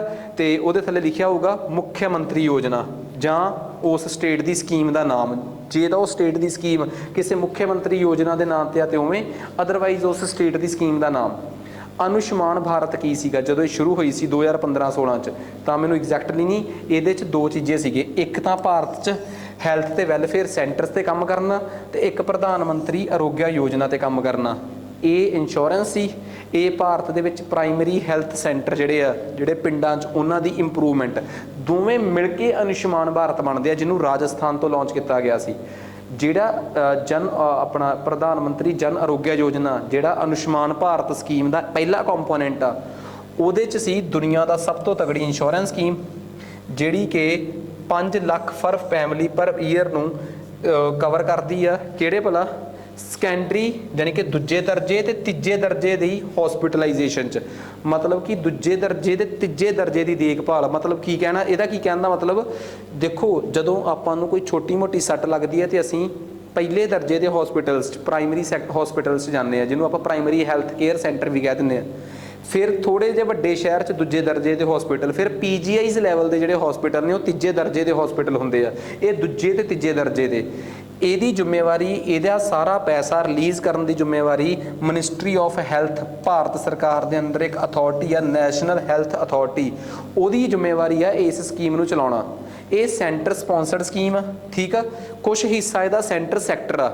ਇਹ ਸੈਂਟਰ ਸੈਕਟਰ, ਕੇਂਦਰ ਸਪਾਂਸਰਡ ਤੇ ਸੈਂਟਰ ਸੈਕਟਰ ਸਕੀਮ ਕੀ ਹੁੰਦੀ ਹੈ ਭਲਾ? ਦੇਖੋ, ਇਹ ਕੇਂਦਰੀ ਖੇਤਰ ਜਾਂ ਸੈਂਟਰਲ ਸੈਕਟਰ ਸਕੀਮ ਕੀ ਆ? ਸੈਂਟਰਲ ਸੈਕਟਰ ਦਾ ਮਤਲਬ ਹੁੰਦਾ ਹੈ ਕਿ ਉਸ ਹਿੱਸੇ 'ਚ ਪੈਸਾ ਇਕੱਲਾ ਸੈਂਟਰ ਸਰਕਾਰ ਦਾ ਲੱਗੂਗਾ, ਤੇ ਜਿਹੜਾ ਹਿੱਸਾ ਇਹਦਾ ਸੈਂਟਰ ਸਪਾਂਸਰਡ ਆ ਉਹਦੇ 'ਚ ਸੈਂਟਰ ਤੇ ਸਟੇਟ ਮਿਲ ਕੇ ਹਿੱਸਾ ਪਾਉਣਗੇ। ਜਿਹੜੇ PHCs ਨੇ ਉਹ ਵਾਲਾ, ਤੇ ਕੁਛ ਕੁ ਹਿੱਸਾ ਦੋਵਾਂ ਪਾਸਿਆਂ ਦਾ, ਦੋਵਾਂ ਕੰਪੋਨੈਂਟਸ ਦਾ ਥੋੜਾ ਬਹੁਤਾ ਹਿੱਸਾ ਤੇ ਮਿਲ ਕੇ ਪਾਉਣ ਵਾਲਾ ਹੈ, ਤੇ ਕੁਛ ਹਿੱਸਾ ਇਹੋ ਜਿਹਾ ਜਿਵੇਂ ਹੁਣ ਸਪੋਜ਼ ਕਰੋ ਇਸ ਸਕੀਮ ਦੇ ਤਹਿਤ ਜੇ ਕੋਈ ਹਸਪੀਟਲ ਬਣਨਾ ਹੈ ਵੱਡੇ ਪੱਧਰ ਦਾ, ਉਹ ਤਾਂ ਭਾਰਤ ਸਰਕਾਰ ਸਾਰਾ ਆਪ ਹੀ ਬਣਾਊਗੀ, ਉਹ ਹਿੱਸਾ ਤੇ ਹੋ ਗਿਆ ਸੈਂਟਰ ਸੈਕਟਰ। ਜੇ ਇੰਸ਼ੋਰੈਂਸ ਆ ਤਾਂ ਉਹਦਾ ਕੁਛ ਹਿੱਸਾ ਸੈਂਟਰ ਦਊਗੀ, ਕੁਛ ਸਟੇਟਾਂ ਦੇਣਗੀਆਂ। ਸੋ ਇਸ ਤਰੀਕੇ ਨਾਲ ਇਹ ਸਕੀਮ ਜਿਹੜੀ ਆ ਜੀ, ਉਹਦਾ ਕੁਛ ਹਿੱਸਾ ਸੈਂਟਰ ਸਪਾਂਸਰਡ ਆ, ਜਿੱਥੇ ਕੇਂਦਰ ਤੇ ਸੂਬਾ ਸਰਕਾਰਾਂ ਮਿਲ ਕੇ ਹਿੱਸੇ ਪਾਉਣਗੀਆਂ, ਤੇ ਕੁਛ ਹਿੱਸਾ ਇਹਦਾ ਕੇਂਦਰੀ ਸੈਕਟਰ ਆ, ਸੈਂਟਰਲ ਸੈਕਟਰਸ ਆ, ਜਿੱਥੇ ਸਿਰਫ ਸੈਂਟਰ ਸਰਕਾਰ ਦਾ ਪੈਸਾ ਲੱਗੂਗਾ। ਕੋਈ ਐਲੀਜੀਬਿਲਟੀ ਨਹੀਂ ਗੀ, ਠੀਕ ਆ। ਪੁਰਾਣੀਆਂ ਸਾਰੀਆਂ ਬਿਮਾਰੀਆਂ ਕਵਰ ਆ, 3 ਦਿਨ ਹਸਪੀਟਲ ਤੋਂ ਪਹਿਲਾਂ ਤੇ 15 ਦਿਨ ਬਾਅਦ ਦਾ ਖਰਚਾ ਕਵਰ ਹੈ ਇਹਦੇ 'ਚ, ਠੀਕ ਆ। ਸੋ ਇਹ ਤਾਂ ਆਪਾਂ ਨੂੰ ਤਕਰੀਬਨ ਪਤਾ ਹੀ ਆ। ਤੇ ਦੂਜਾ ਆ ਗਿਆ ਵੈਲਨੈਸ ਸੈਂਟਰ, ਜਿਹੜੇ ਆਪਾਂ ਛੋਟੇ ਮੋਟੇ ਜਿਹੜੇ ਸੈਂਟਰ ਖੋਲ੍ਹਣੇ ਸੀ ਉਹਨਾਂ ਬਾਰੇ ਦੱਸਿਆ ਕਿ ਗੌਰਮੈਂਟ ਕਿਵੇਂ ਉਹਨਾਂ ਸੈਂਟਰਸ ਨੂੰ ਖੋਲੂਗੀ, ਠੀਕ ਆ। ਨੈਕਸਟ ਉਸ ਤੋਂ ਬਾਅਦ ਭਾਰਤ ਸਰਕਾਰ ਦਾ ਇੱਕ ਡਿਪਾਰਟਮੈਂਟ ਆ, department of animal husbandry and dairy, ਠੀਕ ਆ। ਕਿਉਂਕਿ ਭਾਰਤ ਸਰਕਾਰ 'ਚ ਪਹਿਲਾਂ ਇੱਕ ਮਿਨਿਸਟਰੀ ਆਫ ਐਗਰੀਕਲਚਰ ਹੁੰਦੀ ਸੀ, ਉਹਦਾ ਨਾਮ ਹੁੰਦਾ ਸੀ ministry of agriculture and dairy development and fishing. ਹੁਣ ਭਾਰਤ ਨੇ ਡੇਅਰੀ ਡਿਵੈਲਪਮੈਂਟ ਤੇ ਫਿਸ਼ਿੰਗ ਦਾ ਮੰਤਰਾਲਾ ਹੀ ਅੱਡ ਕੱਢਤਾ। ਡੇਅਰੀ ਡਿਵੈਲਪਮੈਂਟ ਅਤੇ ਪਸ਼ੂ ਪਾਲਣ ਅਤੇ ਮੱਛੀ ਵਿਭਾਗ ਜਿਹੜੀ ਆ, ਉਹਨਾਂ ਦਾ ਵਿਭਾਗ ਮਿਨਿਸਟਰੀ ਹੀ ਅੱਡ ਕਰਦੀ ਆ। ਉਹਦੇ ਅੰਦਰ 2 ਡਿਪਾਰਟਮੈਂਟ ਆ, ਇੱਕ department of animal husbandry and dairy, ਇੱਕ ਡਿਪਾਰਟਮੈਂਟ ਆਫ ਫਿਸ਼ਰੀ, ਦੋਵੇਂ ਅੱਡ ਅੱਡ ਨੇ। ਤੇ ਮਿਨਿਸਟਰੀ ਦਾ ਨਾਮ ਆ ministry of fishery, animal husbandry and dairy. So ਆਹ ਜਿਹੜਾ ਡਿਪਾਰਟਮੈਂਟ ਆ ਉਹ ਚਲਾਉਂਦਾ ਹੈ ਨੈਸ਼ਨਲ ਗੋਪਾਲ ਰਤਨ ਅਵਾਰਡ। ਇਹ ਗੋਪਾਲ ਰਤਨ ਅਵਾਰਡ ਡੈਰੀ ਦੀ ਫੀਲਡ 'ਚ ਦਿੱਤੇ ਜਾਂਦੇ ਆ ਉਹਨਾਂ ਸੁਸਾਇਟੀਆਂ ਨੂੰ ਜਿਹੜੀਆਂ ਕੋਆਪਰੇਟਿਵ ਦਾ ਕੰਮ ਕਰਦੀ ਹੈ, ਜਿਵੇਂ ਅਮੁੱਲ, ਵੇਰਕਾ ਤਾਂ ਵੱਡੇ ਲੈਵਲ ਦੀਆਂ ਹੋ ਗਈਆਂ, ਛੋਟੇ ਲੈਵਲ ਦੇ ਜਿਹੜੇ ਉਦਯੋਗ ਨੇ ਉਹਨਾਂ ਨੂੰ ਵੀ ਜਿਹੜਾ ਵਧੀਆ ਕੰਮ ਕਰਦਾ ਹੈ। ਭਾਰਤ ਦੇ ਵਿੱਚ department of dairy development, department of dairy and animal husbandry ਨੇ ਇੱਕ ਮਿਸ਼ਨ ਚਲਾਇਆ ਸੀ ਭਾਰਤ 'ਚ, ਰਾਸ਼ਟਰੀ ਗੋਕੁਲ ਮਿਸ਼ਨ। ਮਕਸਦ ਸੀ ਭਾਰਤ ਦੇ ਵਿੱਚ ਗਾਵਾਂ ਦੀ ਬਰੀਡ ਨੂੰ ਇੰਪਰੂਵ ਕਰਨਾ ਤੇ ਦੇਸੀ ਗਾਵਾਂ ਨੂੰ ਵਿਦੇਸ਼ੀ ਗਾਵਾਂ ਦੇ ਮਾਮਲੇ ਪ੍ਰਮੋਟ ਕਰਨਾ, ਠੀਕ ਆ, ਤਾਂ ਜੋ A2 ਮਿਲਕ, ਜਿਹੜਾ ਕਿ ਇੱਕ ਮਿਲਕ ਦੀ ਬੜੀ ਵੱਡੀ ਸਾਇੰਟੀਫਿਕ ਕੰਟਰੋਵਰਸੀ ਆ, ਜਿਹਦੇ ਤੇ ਮੈਂ ਗੱਲ ਇਨਵਾਇਰਨਮੈਂਟ ਦੇ ਲੈਕਚਰ 'ਚ ਕਰੂੰਗਾ, ਠੀਕ ਆ। ਤਾਂ ਭਾਰਤ 'ਚ ਦੇਸੀ ਗਾਵਾਂ ਦੇ ਦੁੱਧ ਨੂੰ ਚੰਗਾ ਮੰਨਿਆ ਗਿਆ, ਇਸ ਕਰਕੇ ਸਾਇੰਟੀਫਿਕ ਤਰੀਕੇ ਨਾਲ ਭਾਰਤ ਦੀਆਂ ਦੇਸੀ ਗਾਵਾਂ ਨੂੰ ਉਹਨਾਂ ਦਾ ਵਿਕਾਸ ਕਰਨਾ ਤੇ ਉਹਨਾਂ ਦੀ ਸੁਰੱਖਿਆ ਕਰਨੀ। ਸੋ ਇਹ ਸੀ ਰਾਸ਼ਟਰੀ ਗੋਕੁਲ ਮਿਸ਼ਨ। ਸੋ ਜਿਹੜਾ ਇਸ ਮਿਸ਼ਨ 'ਚ ਬਹੁਤ ਵਧੀਆ ਕਾਮਯਾਬ ਹੁੰਦਾ ਹੈ ਉਹਨੂੰ ਇਸ ਨੈਸ਼ਨਲ ਗੋਪਾਲ ਰਤਨ ਅਵਾਰਡ ਨਾਲ ਸਨਮਾਨਿਤ ਕੀਤਾ ਜਾਂਦਾ ਹੈ। ਆ ਜਾਓ ਵੀ ਅੱਗੇ। MCA 21 version. What is MCA 21? Ministry of corporate affairs the 21 version 3। ਦੇਖੋ ਇੱਕ ਗੱਲ ਬਹੁਤ ਕਲੀਅਰ ਆ, ਭਾਰਤ ਦੇ ਵਿੱਚ ਜਿਹੜਾ ਕਾਰਪੋਰੇਟ ਮੰਤਰਾਲਾ ਨਾ, ਠੀਕ ਆ, ਉਹਦੇ ਕੋਲ ਹਰ ਚੀਜ਼ ਦਾ ਹਿਸਾਬ ਹੋਣਾ ਚਾਹੀਦਾ ਹੈ ਕਿ ਭਾਰਤ 'ਚ ਕੱਲੀ ਕੱਲੀ ਚੀਜ਼ ਜਿਹੜੀ ਆ ਉਹ ਕੀ ਭਾਅ ਵਿਕਦੀ ਆ, ਲੋਹਾ ਕਿਹੜੇ ਭਾਅ ਏ, ਲਾਈਟ ਕਿਹੜੇ ਭਾਅ ਏ, ਹਰ ਇੱਕ ਚੀਜ਼ ਦਾ ਭਾਅ ਪਤਾ ਹੋਣਾ ਚਾਹੀਦਾ ਹੈ। ਹਰ ਸਾਲ ਇਸ ਚੀਜ਼ ਦੀ ਵੈਲਿਊ ਕਿੰਨੀ ਡਿੱਗਦੀ ਆ, ਕਿੰਨੀ ਵੱਧਦੀ ਆ। ਭਾਰਤ 'ਚ ਹਰ ਚੀਜ਼ ਦਾ, ਹਰ ਕੰਪਨੀ ਦਾ, ਹਰ ਸੈਕਟਰ ਦੇ ਹਰ ਚੀਜ਼ ਦਾ ਵਿਕਣ ਵਾਲੀ ਹਰ ਚੀਜ਼ ਦਾ ਰੇਟ ਉਹਦਾ ਵੱਧਦਾ ਕਿ ਕਿੰਨਾ ਵੱਧ ਰਿਹਾ, ਕਿੰਨਾ ਘਟਦਾ ਹੈ। ਇਹ ਸਭ ਕੁਝ ਇੱਕ ਬਹੁਤ ਵੱਡੀ ਲਿਸਟ 'ਚ ਬਣਦਾ ਹੈ। ਕਹਿੰਦੇ ਆ ਜੀ ਉਹ ਲਿਸਟ ਬਹੁਤ ਵੱਡੀ ਆ, ਉੱਥੋਂ ਹੀ ਸਾਡੇ ਦੇਸ਼ ਦੀ GDP ਨਿਕਲਦੀ ਹੈ ਕਿ ਸਾਡੇ ਦੇਸ਼ 'ਚ ਕੱਢਣ ਪਾਉਣ ਨੂੰ ਕੀ ਆ, ਇਸ ਸਾਲ ਕਿਹੜੀ ਚੀਜ਼ ਕਿੰਨੇ % ਉਹਦੀ ਹਰ ਸਾਲ ਵੈਲਿਊ ਘਟ ਜਾਂਦੀ ਹੈ, ਤਾਂ ਕਿ ਉੱਥੋਂ ਅਸੀਂ ਆਪਣੇ ਦੇਸ਼ ਦੀ GDP ਦਾ ਮੁਲਾਂਕਣ ਕਰ ਸਕੀਏ। ਉਸ ਲਿਸਟ ਨੂੰ ਕਿਹਾ ਜਾਂਦਾ ਹੈ MCA 21, ministry of corporate affairs ਦੀ 21ਵੀਂ ਸਦੀ ਦੀ ਉਹ ਲਿਸਟ। ਇਹ ਇੱਕ ਬਹੁਤ ਤਗੜਾ ਟੈਕਨੀਕਲ ਪ੍ਰੋਜੈਕਟ ਆ ਜਿਸ ਦਾ ਮਕਸਦ ਸੀ ਭਾਰਤ ਦੇ ਵਿੱਚ ਵਪਾਰ ਨੂੰ ਈਜ਼ੀ ਕਰਨਾ। ਕਿਉਂ? ਜਦੋਂ ਸਾਰਾ ਕੁਝ ਤੁਹਾਨੂੰ ਕਾਰਪੋਰੇਟ ਅਫੇਅਰਸ ਦੀ ਇਸ ਐਕਸਲ ਸ਼ੀਟ 'ਚ ਮਿਲ ਜਾਊਗਾ, ਤੁਹਾਨੂੰ ਪਤਾ ਲੱਗ ਜਾਊਗਾ ਕਿ ਕਿਹੜੀ ਚੀਜ਼ ਕਿੰਨੇ ਦੀ ਸੀ ਤੇ ਪਿਛਲੇ 10 ਸਾਲਾਂ 'ਚ ਜਾਂ 4 ਸਾਲਾਂ 'ਚ ਕਿੰਨੀ ਗਰੋ ਕੀਤੀ ਹੈ। ਇਸ ਫੀਲਡ 'ਚ ਮੈਂ ਜੇ ਬਿਜ਼ਨਸ ਚਲਾਉਣਾ ਹੋਵੇ ਤਾਂ ਕਿੰਨਾ ਚਲਾ ਸਕਦਾ। ਸੋ ਇਹ ਬਹੁਤ ਇੰਪੋਰਟੈਂਟ ਚੀਜ਼ ਆ। ਇਹ ਇੱਕ ਗਵਰਨੈਂਸ, ਮਤਲਬ ਇਹ ਇੱਕ ਕਾਰਪੋਰੇਟ ਅਦਾਰੇ ਦੇ ਵਿੱਚ ਜਿਹੜਾ ਸਾਡਾ ਕਾਰਪੋਰੇਟ ਮੰਤਰਾਲਾ ਹੈ ਉਹਦਾ ਇੱਕ ਬਹੁਤ ਵੱਡਾ ਗਵਰਨੈਂਸ, ਇਲੈਕਟ੍ਰੋਨਿਕ ਤਰੀਕੇ ਨਾਲ ਸੁਸ਼ਾਸਨ ਕਰਨ ਦਾ ਇੱਕ ਬੜਾ ਤਗੜਾ ਇਹ ਆ, ਮਤਲਬ ਕਿ ਇੱਕ ਬੜਾ ਤਗੜਾ ਉਹ ਆ ਕਦਮ ਆ ਜਿਹੜਾ ਕਿ ਬਹੁਤ ਈਜ਼ੀ ਤੇ ਆਸਾਨ ਸਕਸੈਸ ਦੇ ਦਿੰਦਾ ਹੈ ਕਿ ਕਾਰਪੋਰੇਟ ਅਫੇਅਰਸ ਜਿਹੜਾ ਸਾਡਾ ਕਾਰਪੋਰੇਟ ਮੰਤਰਾਲਾ ਹੈ ਉਹਦੀਆਂ ਸੇਵਾਵਾਂ ਜਿਹੜੀਆਂ ਬਿਜ਼ਨਸ ਕਰਨ ਵਾਲੀਆਂ ਕੰਪਨੀਆਂ, ਪ੍ਰੋਫੈਸ਼ਨਲਸ ਤੇ ਦੇਸ਼ ਦੇ ਨਾਗਰਿਕਾਂ ਨੂੰ ਮਿਲ ਸਕੇ ਤੇ ਉਹ ਇਹਦੇ ਆਧਾਰ ਤੇ ਆਪਣਾ ਬਿਜ਼ਨਸ ਤੈਅ ਕਰ ਸਕਣ ਕਿ ਅਸੀਂ ਇਹ ਕੰਮ ਕਰਨਾ ਹੈ ਕਿ ਨਹੀਂ ਕਰਨਾ, ਠੀਕ ਆ। ਤੇ ਦੂਜੀ ਗੱਲ, ਉੱਥੇ ਸਾਰੀਆਂ ਕੰਡੀਸ਼ਨਸ ਕਿ ਜੇ ਆਹ ਕਰਨਾ ਹੈ ਤੇ ਆਹ ਪੂਰਾ ਕਰਨਾ ਪਊ। ਇਹ ਇੱਕ ਲਿਸਟ ਆ, ਉਸ ਲਿਸਟ ਨੂੰ ਹਰ ਵਾਰ ਅਪਡੇਟ ਕਰਦੀ ਰਹਿੰਦੀ ਆ ਭਾਰਤ ਸਰਕਾਰ। ਇਸ ਲਿਸਟ ਦਾ ਤੀਸਰਾ ਵਰਜਨ ਆ ਚੁੱਕਿਆ ਹੈ MCA 21 ਵਰਜਨ 3। ਇਹ ਜਿਹੜੀ ਲਿਸਟ ਆ ਨਾ, ਇਹੀ ਲਿਸਟ ਅੱਜ ਕੱਲ੍ਹ ਭਾਰਤ 'ਚ GDP ਦੀ ਕੈਲਕੂਲੇਸ਼ਨ 'ਚ ਬਹੁਤ ਸਹਾਈ ਸਾਬਤ ਹੋ ਰਹੀ ਹੈ, ਕਿਉਂਕਿ ਭਾਰਤ ਦੀ GDP ਕੈਲਕੂਲੇਟ ਕਰਨ ਵਾਸਤੇ ਭਾਰਤ 'ਚ ਹਰ ਚੀਜ਼ ਜਿਹੜੀ ਹੈਗੀ ਆ ਘੱਟੋ ਘੱਟ ਸਾਨੂੰ ਉਹਦੀ ਵੈਲਿਊ ਤਾਂ ਪਤਾ ਹੋਣੀ ਚਾਹੀਦੀ ਹੈ ਤੇ ਇਹਦੀ ਐਕਸਲ ਸ਼ੀਟ 'ਚੋਂ ਹਰ ਚੀਜ਼ ਦੀ ਵੈਲਿਊ ਲੱਭ ਜਾਂਦੀ ਹੈ। ਨੈਕਸਟ ਅੱਗੇ ਆਪਣੇ ਕੋਲ ਆ ਗਿਆ ਸਟਾਕਹੋਮ ਵਰਲਡ ਵਾਟਰ ਵੀਕ। ਕਹਿੰਦੇ ਵਰਲਡ ਵਾਟਰ ਵੀਕ ਜਿਹੜਾ ਹੈ ਇਹਨੂੰ ਸਟਾਕਹੋਮ ਇੰਟਰਨੈਸ਼ਨਲ ਵਾਟਰ ਇੰਸਟੀਟਿਊਟ ਵਾਲੇ 1921 ਤੋਂ ਮਨਾ ਰਹੇ ਆ, ਠੀਕ ਆ। ਸੋ ਇਸ ਵਾਰ ਦਾ theme C seeing the ਅਨਸੀਨ the value of water. ਸੋ ਮੈਂ ਇਹਦੇ ਬਾਰੇ ਕੋਈ ਬਾਹਲਾ ਜ਼ਿਆਦਾ ਡਿਟੇਲ 'ਚ ਜਾਣ ਦੀ ਲੋੜ ਨਹੀਂ। ਇਤਿਹਾਸ ਇਹੀ ਆ, ਕਹਿੰਦਾ ਕਿ ਪਹਿਲੀ ਵਾਰ 1991 ਤੋਂ ਮਨਾਉਣਾ ਸ਼ੁਰੂ ਕੀਤਾ ਸੀਗਾ। ਜਦੋਂ ਇਹ ਪਹਿਲੀ ਵਾਰ 1991-92 'ਚ ਇਹ ਅਹਿਸਾਸ ਹੋਇਆ ਸੀ ਕਿ ਸਟਾਕਹੋਮ 'ਚ ਜਿਹੜਾ ਨਾ ਸ਼ਹਿਰ ਇੰਨਾ ਗੰਦਲਾ ਹੋ ਗਿਆ ਕਿ ਸ਼ਹਿਰ ਦੇ ਛੱਪੜਾਂ 'ਚੋਂ ਜਾਂ ਸ਼ਹਿਰ ਦੇ ਪੌਂਡਸ ਦੇ ਵਿੱਚੋਂ ਮੱਛੀਆਂ ਮਰਨ ਲੱਗ ਪਈਆਂ ਸੀ। ਤਾਂ ਲੋਕਾਂ ਨੇ ਦੁਬਾਰਾ ਸ਼ਹਿਰ ਨੂੰ ਰਿਵਾਈਵ ਕੀਤਾ, ਪਾਣੀ ਨੂੰ ਸਾਫ਼ ਕੀਤਾ ਤੇ ਪਾਣੀ ਦੇ ਪ੍ਰਤੀ ਲੋਕਾਂ ਨੂੰ ਜਾਗਰੂਕ ਕੀਤਾ ਤੇ ਜਾ ਕੇ ਲੋਕਾਂ ਨੂੰ ਸਮਝ ਆਈ ਕਿ ਹਾਂ ਕਿ ਸਟਾਕਹੋਮ ਦੇ ਵਿੱਚ ਜੇ ਲੋਕ ਪਾਣੀ ਨੂੰ ਲੈ ਕੇ ਇੰਨੇ ਅਵੇਅਰ ਹੋ ਸਕਦੇ ਆ ਕਿ ਦੁਬਾਰਾ ਫਿਰ ਉਹਨਾਂ ਨੇ ਆਪਣੀਆਂ ਨਹਿਰਾਂ ਨੂੰ ਡਿਵੈਲਪ ਕਰ ਲਿਆ, ਸਾਫ਼ ਸੁਥਰਾ ਕਰ ਲਿਆ, ਉਦੋਂ ਤੋਂ ਹੀ ਪਾਣੀ ਦੀ ਕੀਮਤ ਦੀ ਅਹਿਮੀਅਤ ਨੂੰ ਸਮਝਦੇ ਹੋਏ ਉਹ ਵਾਟਰ ਵੀਕ ਮਨਾਉਂਦੇ ਆ ਰਹੇ ਆ। ਸੋ ਇਹੀ ਇਹਦਾ ਇਤਿਹਾਸ ਆ। ਸੋ ਇਹ ਮੇਨ ਕਹਾਣੀ ਸੀਗੀ ਇਹਦੀ। ਇਸ ਤੋਂ ਬਾਅਦ ਮੈਂ ਵਨ ਲਾਈਨਰ ਕਰੰਟ ਅਫੇਅਰਸ ਪੜ੍ਹਾਉਣੇ ਜ਼ਰੂਰੀ ਨਹੀਂ ਸਮਝਦਾ, ਠੀਕ ਆ। ਹਾਂਜੀ, ਹੁਣ ਗੱਲ ਕਰਦੇ ਹਾਂ ਆਪਾਂ ਆਪਣੇ ਮੇਨ ਕਰੰਟ ਅਫੇਅਰਸ ਦੀ, ਠੀਕ ਆ।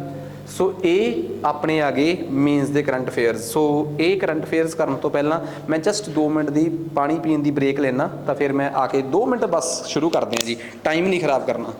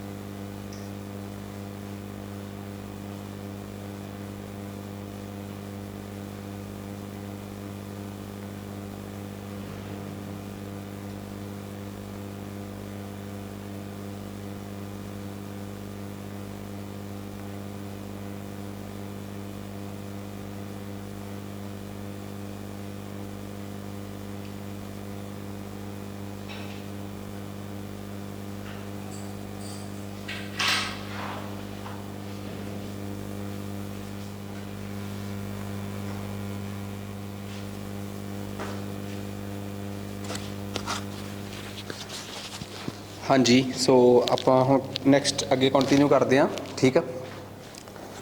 ਸੋ ਤਕਰੀਬਨ ਆਪਣੇ 3 ਮਿੰਟ ਖਰਾਬ ਹੋ ਗਏ, ਤਾਂ ਹੁਣ ਆਪਾਂ ਸਟਾਰਟ ਕਰਦੇ ਹਾਂ ਜੀ। ਇੰਡੀਆ ਐਂਡ ਈਰਾਨ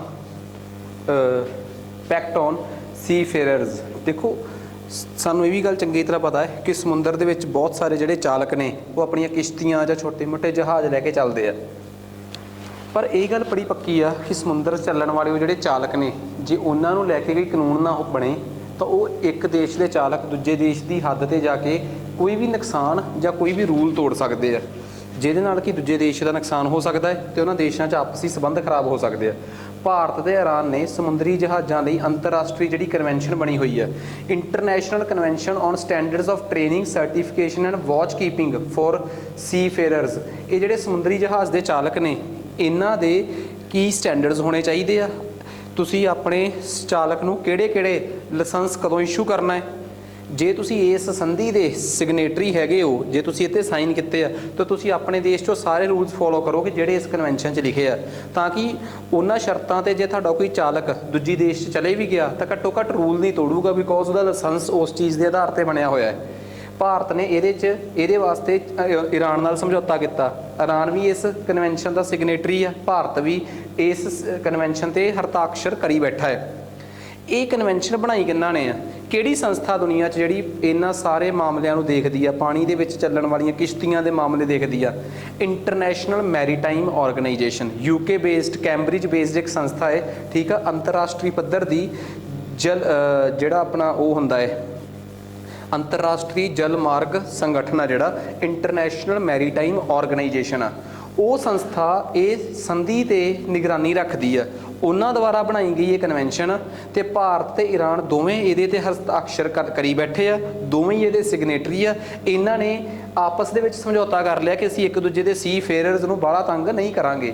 ਸੋ ਇਹਦੇ ਨਾਲ ਭਾਰਤ ਨੂੰ ਕੀ ਫਾਇਦਾ ਹੋ ਗਿਆ? ਭਾਰਤ ਦੇ ਈਰਾਨ ਦੇ ਸੰਬੰਧ ਜਿਹੜੇ ਆ ਨਾ, ਉਹ ਭਾਰਤ ਨੂੰ ਇਸ ਲੈਕਚਰ ਨੂੰ ਉਸ ਲੈਕਚਰ ਨਾਲ ਜੋੜ ਕੇ ਦੇਖੋ ਕਿ ਜਦੋਂ ਪਾਕਿਸਤਾਨ ਚਾਈਨਾ ਇਕਨੋਮਿਕ ਕੋਰੀਡੋਰ ਦਾ ਪਿਛਲਾ ਲੈਕਚਰ ਮੇਰਾ ਚਾਈਨਾ ਪਾਕਿਸਤਾਨ ਇਕਨੋਮਿਕ ਕੋਰੀਡੋਰ ਦੇ ਤਹਿਤ ਚਾਈਨਾ ਆਪਣਾ ਪਾਕਿਸਤਾਨ ਦੇ ਵਿੱਚ ਗਵਾਦਰ ਬੰਦਰਗਾਹ ਤੇ ਆਪਣੀ ਬੰਦਰਗਾਹ ਬਣਾਊਗਾ ਗਵਾਦਰ, ਤਾਂ ਭਾਰਤ ਨੂੰ ਚਾਰਾਬਰ 70 ਕਿਲੋਮੀਟਰ ਦੂਰ ਈਰਾਨ ਦੇ ਬਾਰਡਰ ਤੋਂ ਜੇ ਪਾਕਿਸਤਾਨ ਇੱਧਰ ਪਾਕਿਸਤਾਨ ਦੇ ਇੱਥੇ ਚਾਈਨਾ ਬੰਦਰਗਾਹ ਬਣਾ ਰਿਹਾ ਹੈ, ਠੀਕ ਆ, ਤਾਂ 70-75 ਕਿਲੋਮੀਟਰ ਦੂਜੇ ਪਾਸੇ ਭਾਰਤ ਜੇ ਚਾਰਾਬਰ 'ਚ ਇੱਕ ਬੰਦਰਗਾਹ ਬਣਾ ਰਿਹਾ ਹੈ, ਤਾਂ ਦੱਸੋ ਕੀ ਇਹ ਭਾਰਤ ਦੀ ਕੂਟਨੀਤਿਕ ਦੀ ਇੰਗਲਿਸ਼ ਹੁੰਦੀ ਆ ਡਿਪਲੋਮੈਟਿਕ, ਕੀ ਭਾਰਤ ਦੀ ਇਹ ਕੂਟਨੀਤਿਕ ਜਿੱਤ ਹੈ ਨਹੀਂ ਗੀ? ਬਿਲਕੁਲ ਜਿੱਤ ਆ।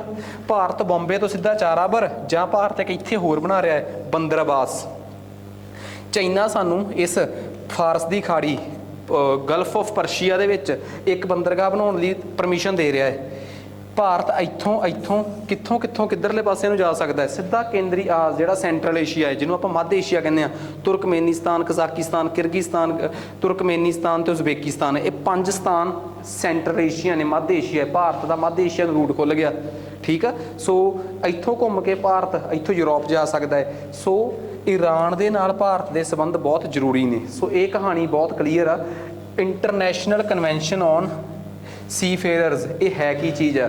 ਇਹ ਉਹਨਾਂ ਲੋਕਾਂ ਦੇ ਕੁਆਲੀਫਿਕੇਸ਼ਨ ਐਲੀਜੀਬਿਲਿਟੀ ਸੈੱਟ ਕਰਦੀ ਆ ਜਿਹੜੇ ਸਮੁੰਦਰੀ ਜਹਾਜ਼ਾਂ ਤੇ ਜਾਣ ਵਾਲੇ ਮਾਸਟਰ ਅਫਸਰ ਜਾਂ ਉਹ ਵਾਚਮੈਨ ਵਗੈਰਾ ਹੋ ਗਏ, ਠੀਕ ਆ। ਸੋ ਇਹਨੂੰ ਪੂਰੀ ਦੁਨੀਆ ਅੰਤਰਰਾਸ਼ਟਰੀ ਜਿਹੜੀ ਜਲਮਾਰਗ ਸੰਗਠਨ ਆ, ਇੰਟਰਨੈਸ਼ਨਲ ਮੈਰੀਟਾਈਮ ਆਰਗੇਨਾਈਜੇਸ਼ਨ ਆ, ਜਿਹੜੀ ਲੰਡਨ ਬੇਸਡ ਕੈਂਬਰਿਜ ਬੇਸਡ ਇੱਕ ਸੰਸਥਾ ਹੈ, ਉਹਨੇ 1977 'ਚ ਸਾਈਨ ਕੀਤੇ ਮੰਨ ਲਿਆ ਸੀ ਤੇ 1984 'ਚ ਕਨਵੈਨਸ਼ਨ ਜਿਹੜੀ ਆ ਉਹ ਲਾਗੂ ਹੋ ਗਈ ਸੀ। ਭਾਰਤ ਤੇ ਈਰਾਨ ਦੋਵੇਂ ਦੇ ਸਿਗਨੇਟਰੀ ਆ। ਸੋ ਇਸ ਕਨਵੈਨਸ਼ਨ ਦੀ ਇੱਕ ਬੜੀ ਖਾਸ ਗੱਲ ਆ, ਮੰਨ ਲਓ ਭਾਰਤ ਤੇ ਪਾਕਿਸਤਾਨ, ਭਾਰਤ ਤੇ ਈਰਾਨ, ਭਾਰਤ ਤੇ ਇਹਦੇ ਦੋਵਾਂ ਨੇ ਆਪਸ 'ਚ ਸਾਈਨ ਕੀਤੇ ਹੋਏ ਆ। ਈਰਾਨ ਦਾ ਕੋਈ ਵੀ ਬੰਦਾ ਇੱਥੇ ਆਵੇ, ਉਹਨੂੰ ਉਹ ਸਰਟੀਫਿਕੇਟ ਉਹਦੇ ਬੰਦਿਆਂ ਕੋਲ ਹੋਣੇ ਚਾਹੀਦੇ ਆ।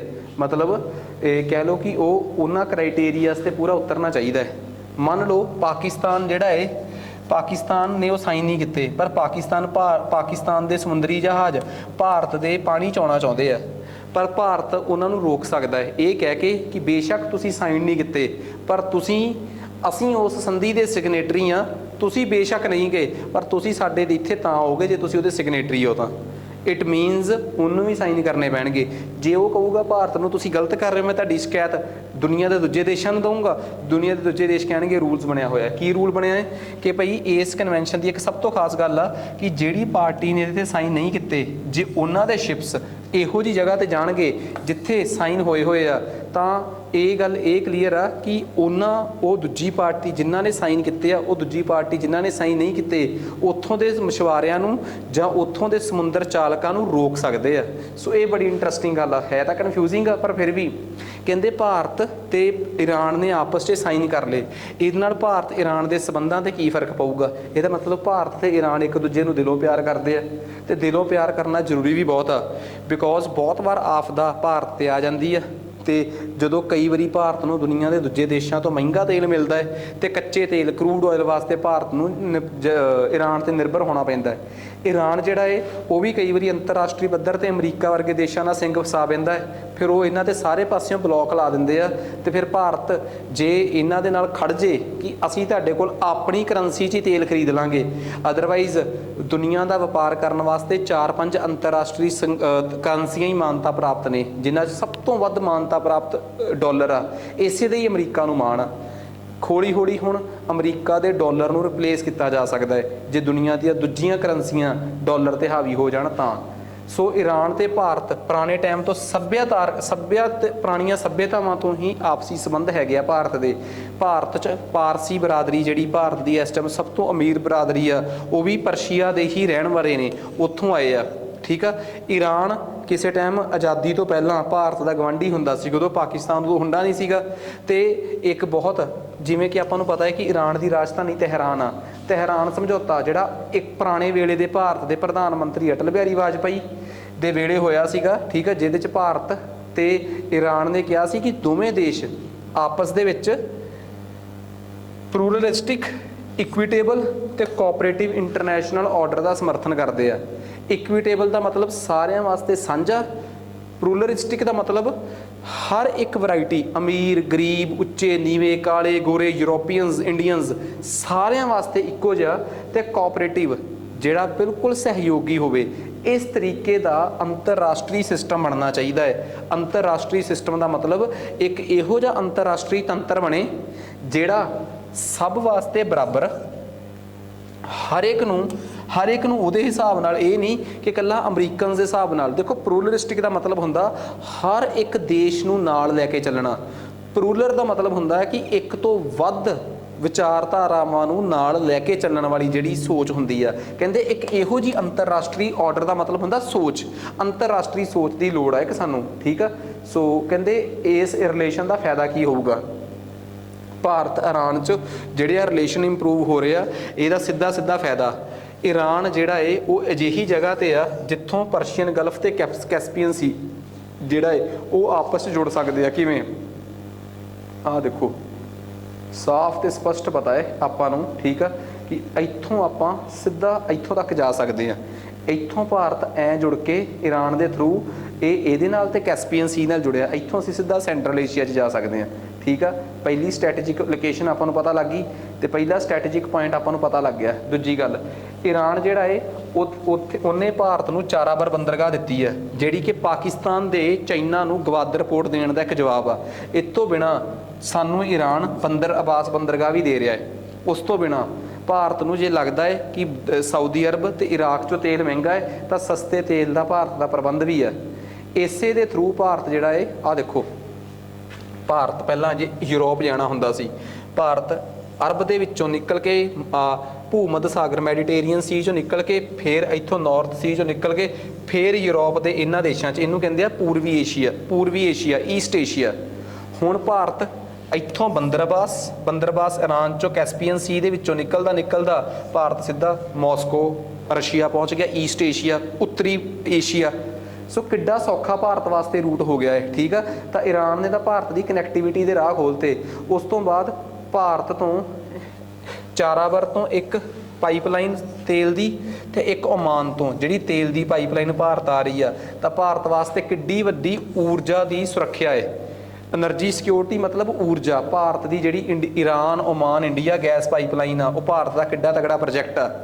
ਅਸਲ 'ਚ ਇਹ ਪ੍ਰੋਜੈਕਟ ਵੀ ਅੱਧ 'ਚ ਅਟਕਿਆ ਹੋਇਆ ਸੀਗਾ, ਆਹ ਵੀ ਪ੍ਰੋਜੈਕਟ ਅੱਧ 'ਚ ਅਟਕਿਆ ਹੋਇਆ ਸੀ, ਆਹ ਵੀ ਪ੍ਰੋਜੈਕਟ ਅੱਧ 'ਚ ਅਟਕੇ ਹੋਏ ਸੀਗੇ। ਤੁਸੀਂ ਕਹੋਗੇ ਇੰਨੇ ਪ੍ਰੋਜੈਕਟ ਇੰਡੀਆ ਈਰਾਨ ਇੰਨੇ ਤੇ ਇੱਕ ਦੂਜੇ ਦੇ ਨੇੜੇ ਆ, ਫਿਰ ਇਹ ਪ੍ਰੋਜੈਕਟ ਸ਼ੁਰੂ ਵੀ ਕੀਤੇ ਆ, ਅਟਕੇ ਕਿਉਂ ਹੋਏ ਸੀ?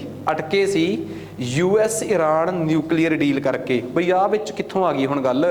ਈਰਾਨ US ਨਿਊਕਲੀਅਰ ਡੀਲ ਕਿੱਥੋਂ ਆ ਗਈ ਵਿੱਚ? ਅਸਲ 'ਚ ਕਹਿੰਦੇ ਆ ਕਿ ਈਰਾਨ ਬੜਾ ਇਲਤੀ ਦੇਸ਼ ਆ। ਈਰਾਨ ਦਾ ਗਵਾਂਢੀ ਆ ਸਾਊਦੀ ਅਰਬ। ਇਸਲਾਮ ਦੇ ਅੰਦਰ 2 ਸੈਕਟ ਨੇ। ਤੁਸੀਂ ਕਦੀ ਕਿਸੇ ਧਰਮ ਦੇ ਵਿੱਚ 2 ਸੈਕਟ ਪੰਥ ਜਿਹੜੇ ਹੁੰਦੇ ਆ ਉਹਨਾਂ ਨੂੰ ਆਪਸ 'ਚ ਲੜਦੇ ਦੇਖਿਆ? ਦੇਖ ਲਿਓ ਕਦੀ, ਠੀਕ ਆ। ਆਪਣੇ ਵਾਲੇ ਵੀ ਅੱਜ ਕੱਲ੍ਹ ਸੋਸ਼ਲ ਮੀਡੀਆ 'ਤੇ ਬਾਹਲਾ ਥੂ ਕਰਾ ਰਹੇ ਆ। ਖੈਰ ਇਹਨਾਂ ਚੱਕਰਾਂ 'ਚ ਨਹੀਂ ਪੈਂਦੇ ਆਪਾਂ। ਮੈਂ ਦੱਸ ਰਿਹਾ ਗੱਲ ਤੁਹਾਨੂੰ, ਇੰਡੀਆ ਤੇ ਈਰਾਨ ਤੇ ਸਾਊਦੀ ਅਰਬ। ਈਰਾਨ ਸ਼ੀਆ ਦੇਸ਼ ਆ ਤੇ ਸਾਊਦੀ ਅਰਬ ਸੁੰਨੀ। ਇਹ ਸ਼ੀਆ ਸੁੰਨੀ ਦਾ ਕੀ ਚੱਕਰ ਆ? ਕਦੀ ਹਿਸਟਰੀ ਪੜ੍ਹਾਂਗੇ, ਮੱਧਕਾਲੀਨ ਭਾਰਤ, ਮੱਧਕਾਲੀਨ ਵਿਸ਼ਵ ਇਤਿਹਾਸ, ਮੈਡੀਵਲ ਵਰਲਡ ਹਿਸਟਰੀ, ਉਹਦੇ 'ਚ ਦੇਖਾਂਗੇ ਜਾ ਕੇ। ਪਰ ਹੈਗਾ ਤਾਂ ਹੈਗਾ ਹੈ, ਠੀਕ ਆ। ਸ਼ੀਆ ਸੁੰਨੀ ਦਾ ਰੌਲਾ। ਸਾਊਦੀ ਅਰਬ ਇੱਕ ਸੁੰਨੀ ਦੇਸ਼ ਆ, ਸੋ ਆਪਸੀ ਕਨਫਲਿਕਟ ਕਰਕੇ ਇਹਨਾਂ ਦੀ ਬਣਦੀ ਨਹੀਂ। ਤਾਂ ਈਰਾਨ ਜਿਹੜਾ ਹੈ ਉਹ ਦੂਜੇ ਦੇਸ਼ਾਂ ਨੂੰ ਨੀਵਾਂ ਦਿਖਾਉਣ ਦਾ ਅਹਿਸਾਸ ਪਾਲੀ ਬੈਠਾ ਹੈ। ਇਸ ਕਰਕੇ ਉਹਨੂੰ ਲੱਗਦਾ ਕਿ ਦੁਨੀਆ ਦੇ ਦੂਜੇ ਦੇਸ਼ ਗਵਾਂਢੀ ਮੇਰੇ ਬੜੇ ਖਤਰਨਾਕ ਆ, ਮੈਨੂੰ ਨਿਊਕਲੀਅਰ ਵੈਪਨ ਬਣਾਉਣੇ ਚਾਹੀਦੇ ਆ। ਨਿਊਕਲੀਅਰ ਹਥਿਆਰ ਬਣਦੇ ਕਿਵੇਂ ਆ ਬਈ? ਯੂਰੇਨੀਅਮ ਜਿਹੜਾ ਹੁੰਦਾ ਨਾ, ਯੂਰੇਨੀਅਮ ਇੱਕ ਬਹੁਤ ਤਗੜਾ ਰੇਡੀਓ ਐਕਟਿਵ ਰਸਾਇਣਿਕ ਸਬਸਟੈਂਸ ਆ ਉਹ ਇੱਕ। ਉਹਨੂੰ ਕੀ ਕੀਤਾ ਜਾ ਸਕਦਾ? ਜੇ ਉਹਨੂੰ ਬਹੁਤ ਪਿਓਰ ਫਾਰਮ 'ਚ ਵਰਤ ਲਈਏ ਤਾਂ ਨਿਊਕਲੀਅਰ ਬੰਬ ਬਣ ਜਾਊਗਾ।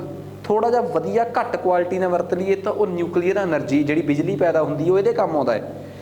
ਕਹਿੰਦੇ ਆ ਕਿ ਈਰਾਨ ਦੇ ਵਿੱਚ ਇਹੋ ਜਿਹੇ ਕਈ ਫੈਕਟਰੀਆਂ ਦੇਖੀਆਂ ਗਈਆਂ ਜਿੱਥੇ ਯੂਰੇਨੀਅਮ ਨੂੰ ਪਿਓਰ ਕਰਨ ਦੀ ਕੋਸ਼ਿਸ਼ ਕੀਤੀ ਜਾ ਰਹੀ ਹੈ, ਇਨਰਿਚ ਕਰਨ ਦੀ ਕੋਸ਼ਿਸ਼ ਕੀਤੀ ਜਾ ਰਹੀ ਆ, ਸੋਧਣ ਦੀ ਕੋਸ਼ਿਸ਼ ਕੀਤੀ ਜਾ ਰਹੀ ਆ।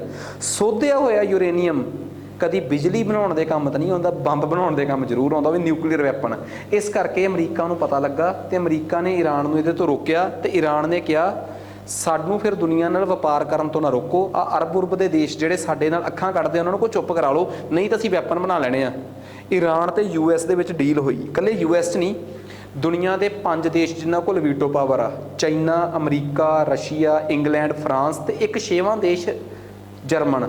5 ਉਹ ਜਿਨ੍ਹਾਂ ਕੋਲ ਪਰਮਾਨੈਂਟ ਵੀਟੋ ਪਾਵਰ ਆ UN ਦੀ, ਉਹਨਾਂ ਨੂੰ ਕਹਿੰਦੇ ਆ P5 ਪਰਮਾਨੈਂਟ ਪਾਵਰ, ਪਲੱਸ ਇੱਕ ਜਰਮਨ, ਠੀਕ ਆ। 6 ਦੇਸ਼ਾਂ ਦੀ ਡੀਲ ਹੋਈ। ਕਿਹਦੇ ਨਾਲ ਭਲਾ? ਇੰਗਲੈਂਡ, ਉਹਦੇ ਨਾਲ ਕੀ ਨਾਂ ਉਹਦਾ, ਈਰਾਨ ਨਾਲ। ਉਹਨੂੰ ਤਹਿਰਾਨ ਡੀਲ ਜਾਂ ਈਰਾਨ US ਨਿਊਕਲੀਅਰ ਡੀਲ ਕਹਿ ਦਿੰਦੇ ਆ। ਬਰਾਕ ਓਬਾਮਾ ਦੇ ਵੇਲੇ ਹੋਈ ਸੀ, ਫਿਰ ਇਹਨੂੰ ਇਸ ਡੀਲ ਨੂੰ ਕੈਂਸਲ ਕਰਤਾ ਟਰੰਪ ਨੇ। ਉਸ ਤੋਂ ਬਾਅਦ ਈਰਾਨ ਤੇ ਲਾਤੀਆਂ ਪਾਬੰਦੀਆਂ ਕਿ ਦੁਨੀਆ ਦਾ ਕੋਈ ਦੇਸ਼ ਈਰਾਨ ਨਾਲ ਵਪਾਰ ਨਹੀਂ ਕਰੂਗਾ। ਭਾਰਤ ਨੂੰ ਈਰਾਨ ਨਾਲ ਚਾਰਾਬਰ ਬੰਦਰਗਾਹ ਦਾ ਪ੍ਰੋਜੈਕਟ ਰੋਕਣਾ ਪਿਆ ਕਿਉਂਕਿ ਭਾਰਤ ਅਮਰੀਕਾ ਤੇ ਬਹੁਤ ਨਿਰਭਰ ਕਰਦਾ ਹੈ। ਇਸੇ ਦਾ ਫਾਇਦਾ ਚੱਕ ਕੇ ਚਾਈਨਾ ਨੇ ਈਰਾਨ ਨੂੰ 1-2 ਲੋਨ ਵੀ ਦੇਤੇ ਤੇ ਭਾਰਤ ਦੇ ਸਬੰਧ ਜਿਹੜੇ ਸੀਗੇ ਉਹ ਈਰਾਨ ਨਾਲ ਖਰਾਬ ਹੋਣ ਲੱਗ ਪਏ। ਈਰਾਨ ਨੇ ਸਾਨੂੰ ਬੰਦਰ ਅਬਾਸ ਬੰਦਰਗਾਹ ਦਾ ਪ੍ਰੋਜੈਕਟ ਵੀ ਵਾਪਸ ਲੈ ਲਿਆ। ਭਾਰਤ ਦੇ ਈਰਾਨ ਨਾਲ ਸਬੰਧ ਖਰਾਬ ਹੋਣ ਲੱਗ ਪਏ, ਠੀਕ ਆ। ਪਰ ਉਸ ਤੋਂ ਬਾਅਦ ਕੀ ਹੋਇਆ ਕਿ ਈਰਾਨ ਜਿਹੜਾ ਸੀਗਾ ਉਹਦੇ ਨਾਲ ਜਿਹੜੀ ਇਹ ਨਿਊਕਲੀਅਰ ਡੀਲ ਸੀਗੀ ਉਹਨੂੰ ਕਿਹਾ ਜਾਂਦਾ ਸੀ joint comprehensive plan of action, ਠੀਕ ਆ। ਸੋ ਇਹ ਡੀਲ P5 ਕੰਟਰੀਜ਼ ਤੇ ਜਰਮਨ ਨੇ ਮਿਲ ਕੇ ਕੀਤੀ ਸੀ। ਇਹਦੇ ਤਹਿਤ ਯੂਰੇਨੀਅਮ ਜਿਹੜਾ ਇਨਰਿਚ ਪਿਓਰ ਯੂਰੇਨੀਅਮ ਆ ਉਹਨੂੰ ਬਣਾਉਣ ਤੋਂ ਈਰਾਨ ਜਿਹੜਾ ਹੈ ਉਹ ਰੁਕੂਗਾ। ਤੇ ਅੰਤਰਰਾਸ਼ਟਰੀ ਲੈਵਲ ਤੇ ਇੱਕ ਨਾ ਅੰਤਰਰਾਸ਼ਟਰੀ ਇੰਟਰਨੈਸ਼ਨਲ ਐਟੋਮਿਕ ਐਨਰਜੀ ਏਜੰਸੀ ਆ। ਇਹ ਜਿਹੜੀ ਇੰਟਰਨੈਸ਼ਨਲ ਐਟੋਮਿਕ ਐਨਰਜੀ ਏਜੰਸੀ ਆ, ਅੰਤਰਰਾਸ਼ਟਰੀ ਪਰਮਾਣੂ ਊਰਜਾ ਏਜੰਸੀ, ਇਹ ਪੂਰੀ ਦੁਨੀਆ ਦੇ ਨਿਊਕਲੀਅਰ ਵੈਪਨ ਬਣਾਉਣ ਵਾਲੇ ਦੇਸ਼ਾਂ ਦੀ ਨਿਗਾਹ ਰੱਖਦਾ ਹੈ। ਇਹਨਾਂ ਨੇ ਕਿਹਾ ਕਿ ਅਸੀਂ ਆਪਣੇ ਦਰਵਾਜ਼ੇ ਉਸ ਏਜੰਸੀ ਲਈ ਖੋਲ੍ਹ ਦਾਂਗੇ, ਜਦੋਂ ਮਰਜ਼ੀ ਚੈੱਕ ਕਰ ਲੈ। ਸਾਨੂੰ ਸਹੁੰ ਪਾ ਕੇ ਕਹਿੰਦੇ ਨਹੀਂ ਬਣਾਵਾਂਗੇ। ਖੈਰ ਉਸ ਤੋਂ ਬਾਅਦ ਉਹ ਰੁਕ ਵੀ ਗਿਆ। ਪਰ ਬਾਅਦ 'ਚ ਟਰੰਪ ਨੇ ਆ ਕੇ ਸਾਊਦੀ ਅਰਬ ਦੀ ਚੁੱਕ 'ਚ ਕਿ ਨਹੀਂ ਰੁਕਿਆ ਜੀ, ਬਣਾ ਰਹੇ ਆ ਉਹ। ਇਸ ਕਰਕੇ ਟਰੰਪ ਨੇ ਡੀਲ ਕੈਂਸਲ ਕਰਤੀ। ਉਸ ਤੋਂ ਬਾਅਦ ਉਹ ਫੇਰ ਬਣਾਉਣ ਲੱਗ ਪਏ, ਬਹੁਤ ਜ਼ਿਆਦਾ ਬਣਾ ਲਏ। ਹੁਣ ਜਦੋਂ ਨਵਾਂ ਜੋ ਬਾਈਡਨ ਸਾਹਿਬ ਆਏ ਆ ਉਹ ਕਹਿੰਦੇ ਅਸੀਂ ਡੀਲ ਦੁਬਾਰਾ ਕਰਨੀ ਆ। ਉਹਦੇ ਚੱਕਰ 'ਚ ਈਰਾਨ ਤੋਂ ਬੜੇ ਪ੍ਰਤੀਬੰਧ ਜਿਹੜੇ ਲਾਏ ਸੀ ਉਹ ਹਟਾ ਲਏ। ਭਾਰਤ ਦੁਬਾਰਾ ਫਿਰ ਈਰਾਨ ਦੇ ਨੇੜੇ ਹੋ ਰਿਹਾ ਹੈ। ਉੱਧਰੋਂ ਚਾਈਨਾ ਜਿਹੜਾ ਕਿ ਪੂਰੀ ਦੁਨੀਆ ਨੂੰ ਲੋਨ ਦੇ ਕੇ ਆਪਣੇ ਟਰੈਪ 'ਚ ਫਸਾ ਰਿਹਾ, BRI belt and road initiative ਦੇ ਤਹਿਤ, ਜਿਹੜਾ ਕਿ ਮੈਂ ਪਿਛਲੇ ਲੈਕਚਰ 'ਚ ਕਰੰਟ ਅਫੇਅਰ 'ਚ ਪੜ੍ਹਾਇਆ ਹੈ। ਤੇ ਹੁਣ ਚਾਈਨਾ ਦੀ ਸੱਚਾਈ ਸਾਹਮਣੇ ਆ ਰਹੀ ਆ। ਭਾਰਤ ਨਾਲ ਪਰੰਪਰਾਗਤ ਸਬੰਧ ਜਿਹੜੇ ਉਹਦੇ ਟ੍ਰੈਡੀਸ਼ਨਲ ਤੇ ਕਨਵੈਨਸ਼ਨਲ ਸਬੰਧ ਆ ਉਹ ਦੁਬਾਰਾ ਰਿਵਾਈਵ ਹੋ ਰਹੇ ਆ। ਇਹੀ ਫਾਇਦਾ ਹੈ ਕਿ ਭਾਰਤ ਹੁਣ ਦੁਬਾਰਾ ਫਿਰ ਉਹਨਾਂ ਦੇ ਨੇੜੇ ਆ ਰਿਹਾ ਹੈ, ਠੀਕ ਆ। ਸੋ ਇਹ ਬਹੁਤ ਖਾਸ ਗੱਲ ਆ ਭਾਰਤ ਵਾਸਤੇ। ਸਾਰੀ ਸਟੋਰੀ ਦੱਸਤੀ, ਠੀਕ ਆ। ਪਰ ਕਹਿੰਦੇ ਆ ਕਿ ਇਹ ਜਿਹੜੀ ਜੁਆਇੰਟ ਡੀਲ ਹੋਈ ਸੀਗੀ ਆਪਣੀ, ਇਹਦੇ 'ਚ ਇੱਕ ਰੋੜਾ ਏ।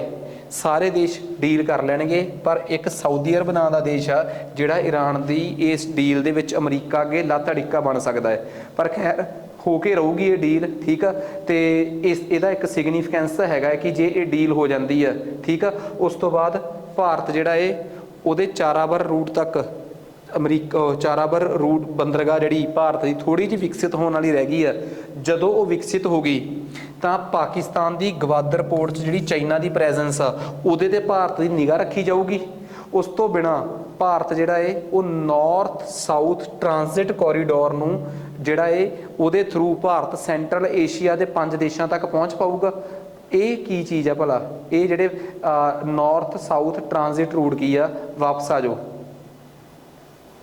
ਦੁਨੀਆ ਦਾ ਆ ਰੂਟ ਆ ਸਾਊਥ ਇੰਡੀਆ ਹੈ, ਆ ਸਾਊਥ ਆ ਇੰਡੀਆ ਸਾਊਥ 'ਚ ਆ, ਉੱਪਰ ਰਸ਼ੀਆ ਨਾਰਥ ਆ, ਇੱਥੋਂ ਦੀ ਇੱਥੇ ਆ ਚੀਜ਼ ਆ ਜਿਹੜਾ ਰੂਟ ਆ ਨਾ ਇਹ ਨਾਰਥ ਸਾਊਥ ਟ੍ਰਾਂਜ਼ਿਟ ਰੂਟ ਆ। ਕਹਿੰਦੇ ਇਹ ਰੂਟ ਖੁੱਲ ਜੂਗਾ ਜੇ ਇੰਡੀਆ ਨੂੰ ਬੰਦਰ ਵਾਸਤੇ ਚਾਰਾਬਰ ਬਣਾਉਣ ਦਾ ਮੌਕਾ ਮਿਲ ਗਿਆ, ਜਿਹੜੀਆਂ ਕਿ ਥੋੜੀਆਂ ਥੋੜੀਆਂ ਰਹਿ ਗਈਆਂ।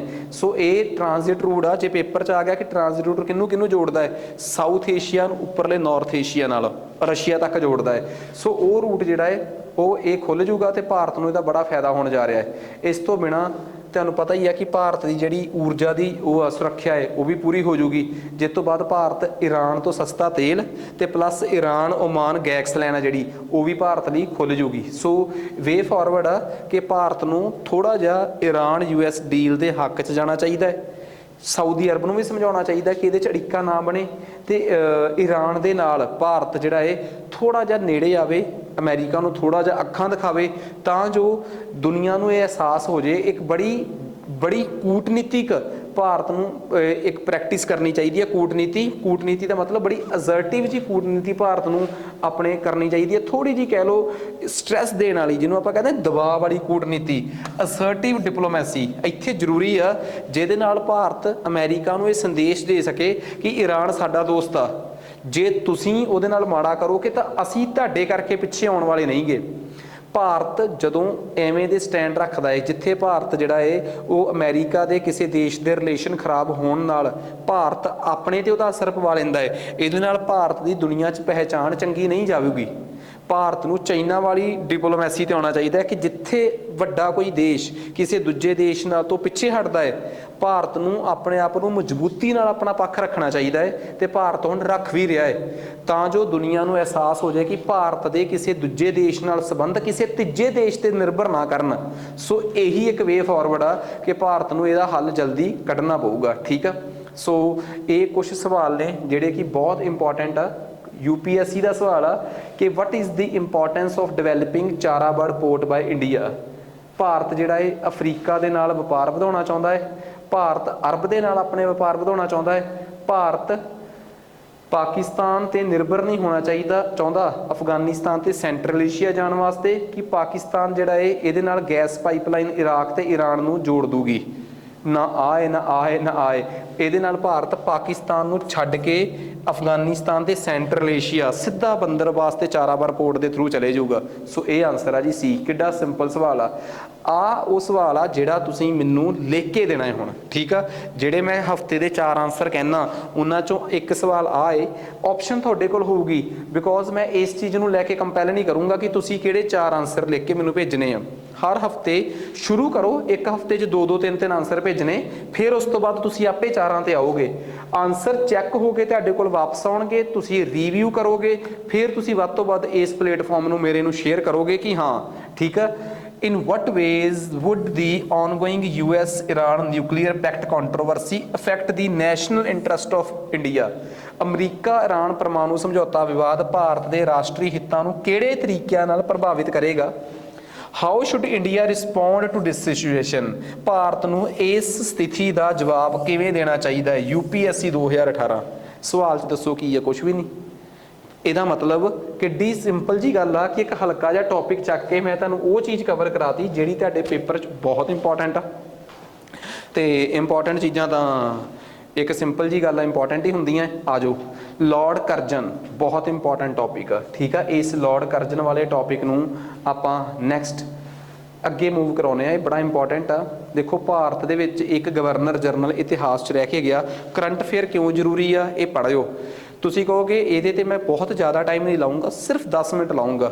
ਕਿ ਲਾਰਡ ਕਰਜ਼ਨ ਇੱਕ ਉੱਥੋਂ ਦਾ ਲੋਕਲ ਰਾਜਾ ਸੀਗਾ ਵੈਸਟ ਬੰਗਾਲ ਦਾ। ਠੀਕ ਆ, ਬਰਦਮਾਨ ਇਲਾਕੇ ਦਾ। ਉਹਦਾ ਤੇ ਉਹਦੀ ਵਾਈਫ ਦਾ ਬੁੱਤ ਜਿਹੜਾ ਹੈ ਉਹ ਲਾਰਡ ਕਰਜ਼ਨ ਦੀ ਗਲੀ 'ਚ ਜਿਹੜੀ ਉਹਦੇ ਨਾਂ ਦੇ ਸਟਰੀਟ ਆ ਉਹਦੇ 'ਚ ਲਾਇਆ ਗਿਆ। ਸੋ ਲਾਰਡ ਕਰਜ਼ਨ ਖਬਰਾਂ 'ਚ ਆ ਗਿਆ।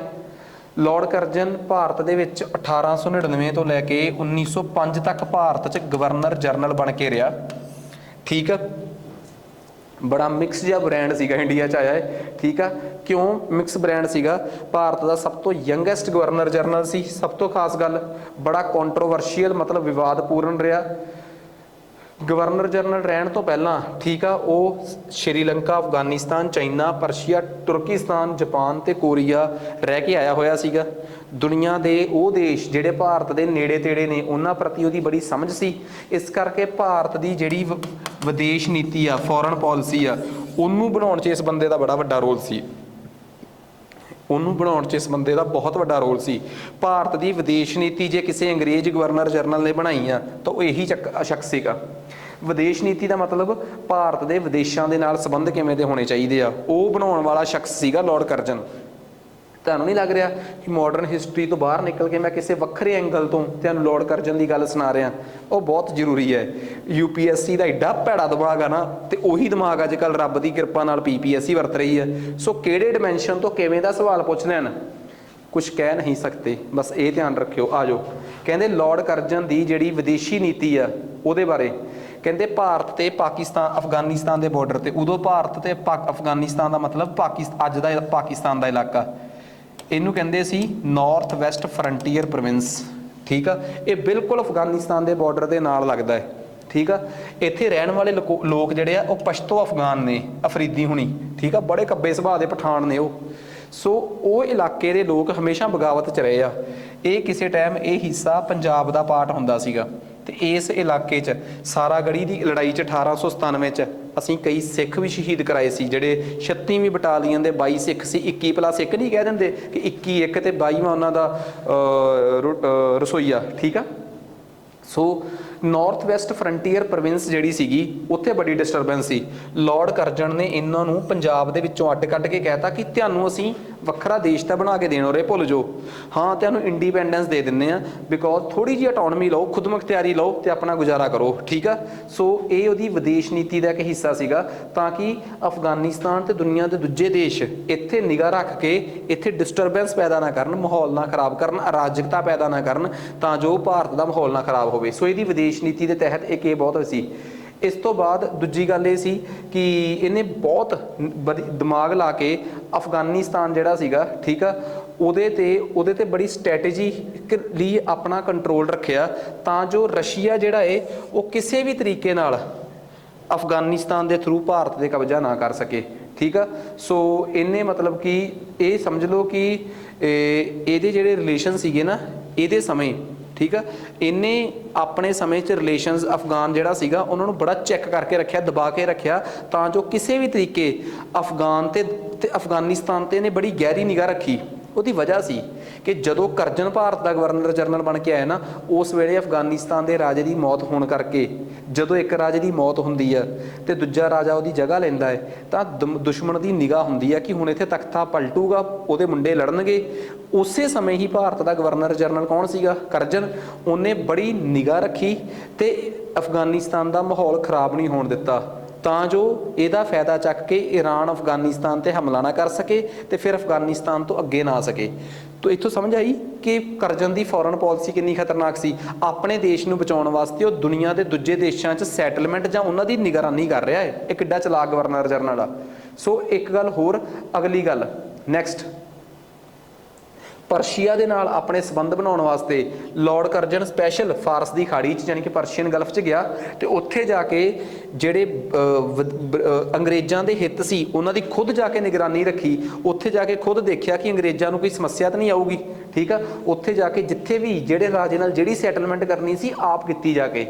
ਨੈਕਸਟ, ਤਿੱਬਤ ਦੇ ਨਾਲ ਲਾਰਡ ਕਰਜ਼ਨ ਜਿਹੜਾ ਸੀਗਾ ਉਹਨੂੰ ਇਹ ਵੀ ਸੀ ਕਿ ਕਿਤੇ ਰਸ਼ੀਅਨ ਤਿੱਬਤ ਦੇ ਥਰੂ ਹਮਲਾ ਨਾ ਕਰਨ, ਇਸ ਕਰਕੇ ਉਹਨੇ ਤਿੱਬਤ ਦੇ ਨਾਲ ਮਤਲਬ ਕਿ ਕਹਿ ਲਓ ਵਪਾਰ ਦੇ ਰੂਟ ਖੋਲ੍ਹੇ ਤੇ ਇਸੇ ਤਹਿਤ ਤਿੱਬਤ ਨਾਲ ਵਪਾਰ ਚੱਲਿਆ ਤੇ ਤਿੱਬਤ ਵਾਲਿਆਂ ਕੋਲ 4 ਪੈਸੇ ਆਏ ਤੇ ਉਹਦੇ ਨਾਲ ਉਹਨਾਂ ਨੇ ਬ੍ਰਿਟੇਨ ਨੂੰ ਆਪਣੇ ਟੈਕਸ ਜਾਂ ਜੋ ਵੀ ਕਰਜ਼ਾ ਵਗੈਰਾ ਸੀਗਾ ਉਹ ਪੈਸੇ ਚੁਕਾਉਣ 'ਚ ਉਸੇ ਤਿੱਬਤ ਦੇ ਵਪਾਰ ਨੇ ਮਦਦ ਕੀਤੀ। ਸੋ ਇਹ ਬੰਦਾ ਇਸ ਤਰੀਕੇ ਨਾਲ ਕੰਮ ਕਰਦਾ ਰਿਹਾ। ਇਸ ਤੋਂ ਬਿਨਾਂ ਵੀ ਜੇ ਮੈਂ ਲੋਕਲ ਪੱਧਰ ਤੇ ਕਹਾਂ ਤਾਂ ਉਸ ਬੰਦੇ ਨੇ ਬਹੁਤ ਵੱਡੇ ਸੁਧਾਰ ਸੁਧਾਰ ਕਹਿ ਲਓ ਜਾਂ ਬਦਲਾਵ ਕਰੇ।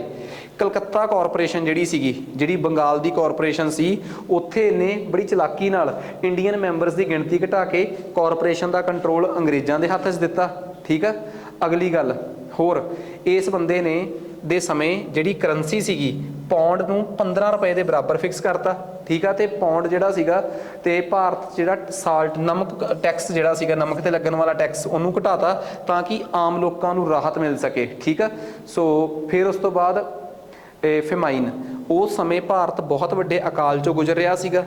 ਇੰਨੇ ਅਕਾਲ ਤੋਂ ਬਾਅਦ ਉਸ ਸਾਲ ਭਾਰਤ 'ਚ ਇੱਕ ਬੜਾ ਮਸ਼ਹੂਰ ਅਕਾਲ ਪਿਆ ਸੀ, ਇਤਿਹਾਸ 'ਚ ਪੜ੍ਹਾਊਂਗਾ ਜਾ ਕੇ ਕਿ ਉਹਨੂੰ ਛੱਪਣੀ ਅਕਾਲ ਕਿਉਂ ਕਹਿੰਦੇ ਸੀ, ਕਿਉਂਕਿ ਉਹ ਬਿਕਰਮ ਸੰਮਤ ਦੇ 1856ਵੇਂ ਸਾਲ 'ਚ ਆਇਆ ਸੀ। ਉਹਨੂੰ ਛੱਪਣੀ ਅਕਾਲ ਕਹਿੰਦੇ ਸੀ। ਕਹਿੰਦੇ ਉਸ ਅਕਾਲ ਦੀ 'ਚ ਜੋ ਕਮੀਆਂ ਪੇਸ਼ੀਆਂ ਸੀਗੀਆਂ ਉਹਦੇ ਤੇ ਇਹਨੇ ਮੈਕਡੋਨਲ ਕਮਿਸ਼ਨ ਬਣਾਇਆ ਤੇ ਉਹਦੀਆਂ ਸਿਫਾਰਸ਼ਾਂ ਮੰਨੀਆਂ, ਰਿਕਮੈਂਡੇਸ਼ਨਸ ਮੰਨ ਕੇ ਭਾਰਤ 'ਚ ਸੁਧਾਰ ਕੀਤੇ ਕਿ ਕਿਵੇਂ ਮਤਲਬ ਕਿ ਅਕਾਲ ਤੋਂ ਬਚਾਇਆ ਜਾ ਸਕਦਾ ਹੈ, ਕਿਵੇਂ ਫੂਡ ਕਾਰਪੋਰੇਸ਼ਨ ਫੂਡ ਨੂੰ ਸਟੋਰ ਕਰਕੇ ਰੱਖਿਆ ਜਾ ਸਕਦਾ ਹੈ। ਜਿਹੜੇ ਸਾਲ ਅਕਾਲ ਪਵੇ ਉੱਥੇ ਉਸ ਬਫਰ ਸਟੋਕ ਨੂੰ ਵਰਤੋ ਤਾਂ ਕਿ ਅਕਾਲ ਦੀਆਂ ਸੰਭਾਵਨਾਵਾਂ ਜਾਂ ਅਕਾਲ ਦੇ ਖਤਰਿਆਂ ਚੋਂ ਨਿਕਲਿਆ ਜਾ ਸਕੇ। ਸੋ ਇਹ ਇਸ ਬੰਦੇ ਦੇ ਕੰਮ ਸੀ।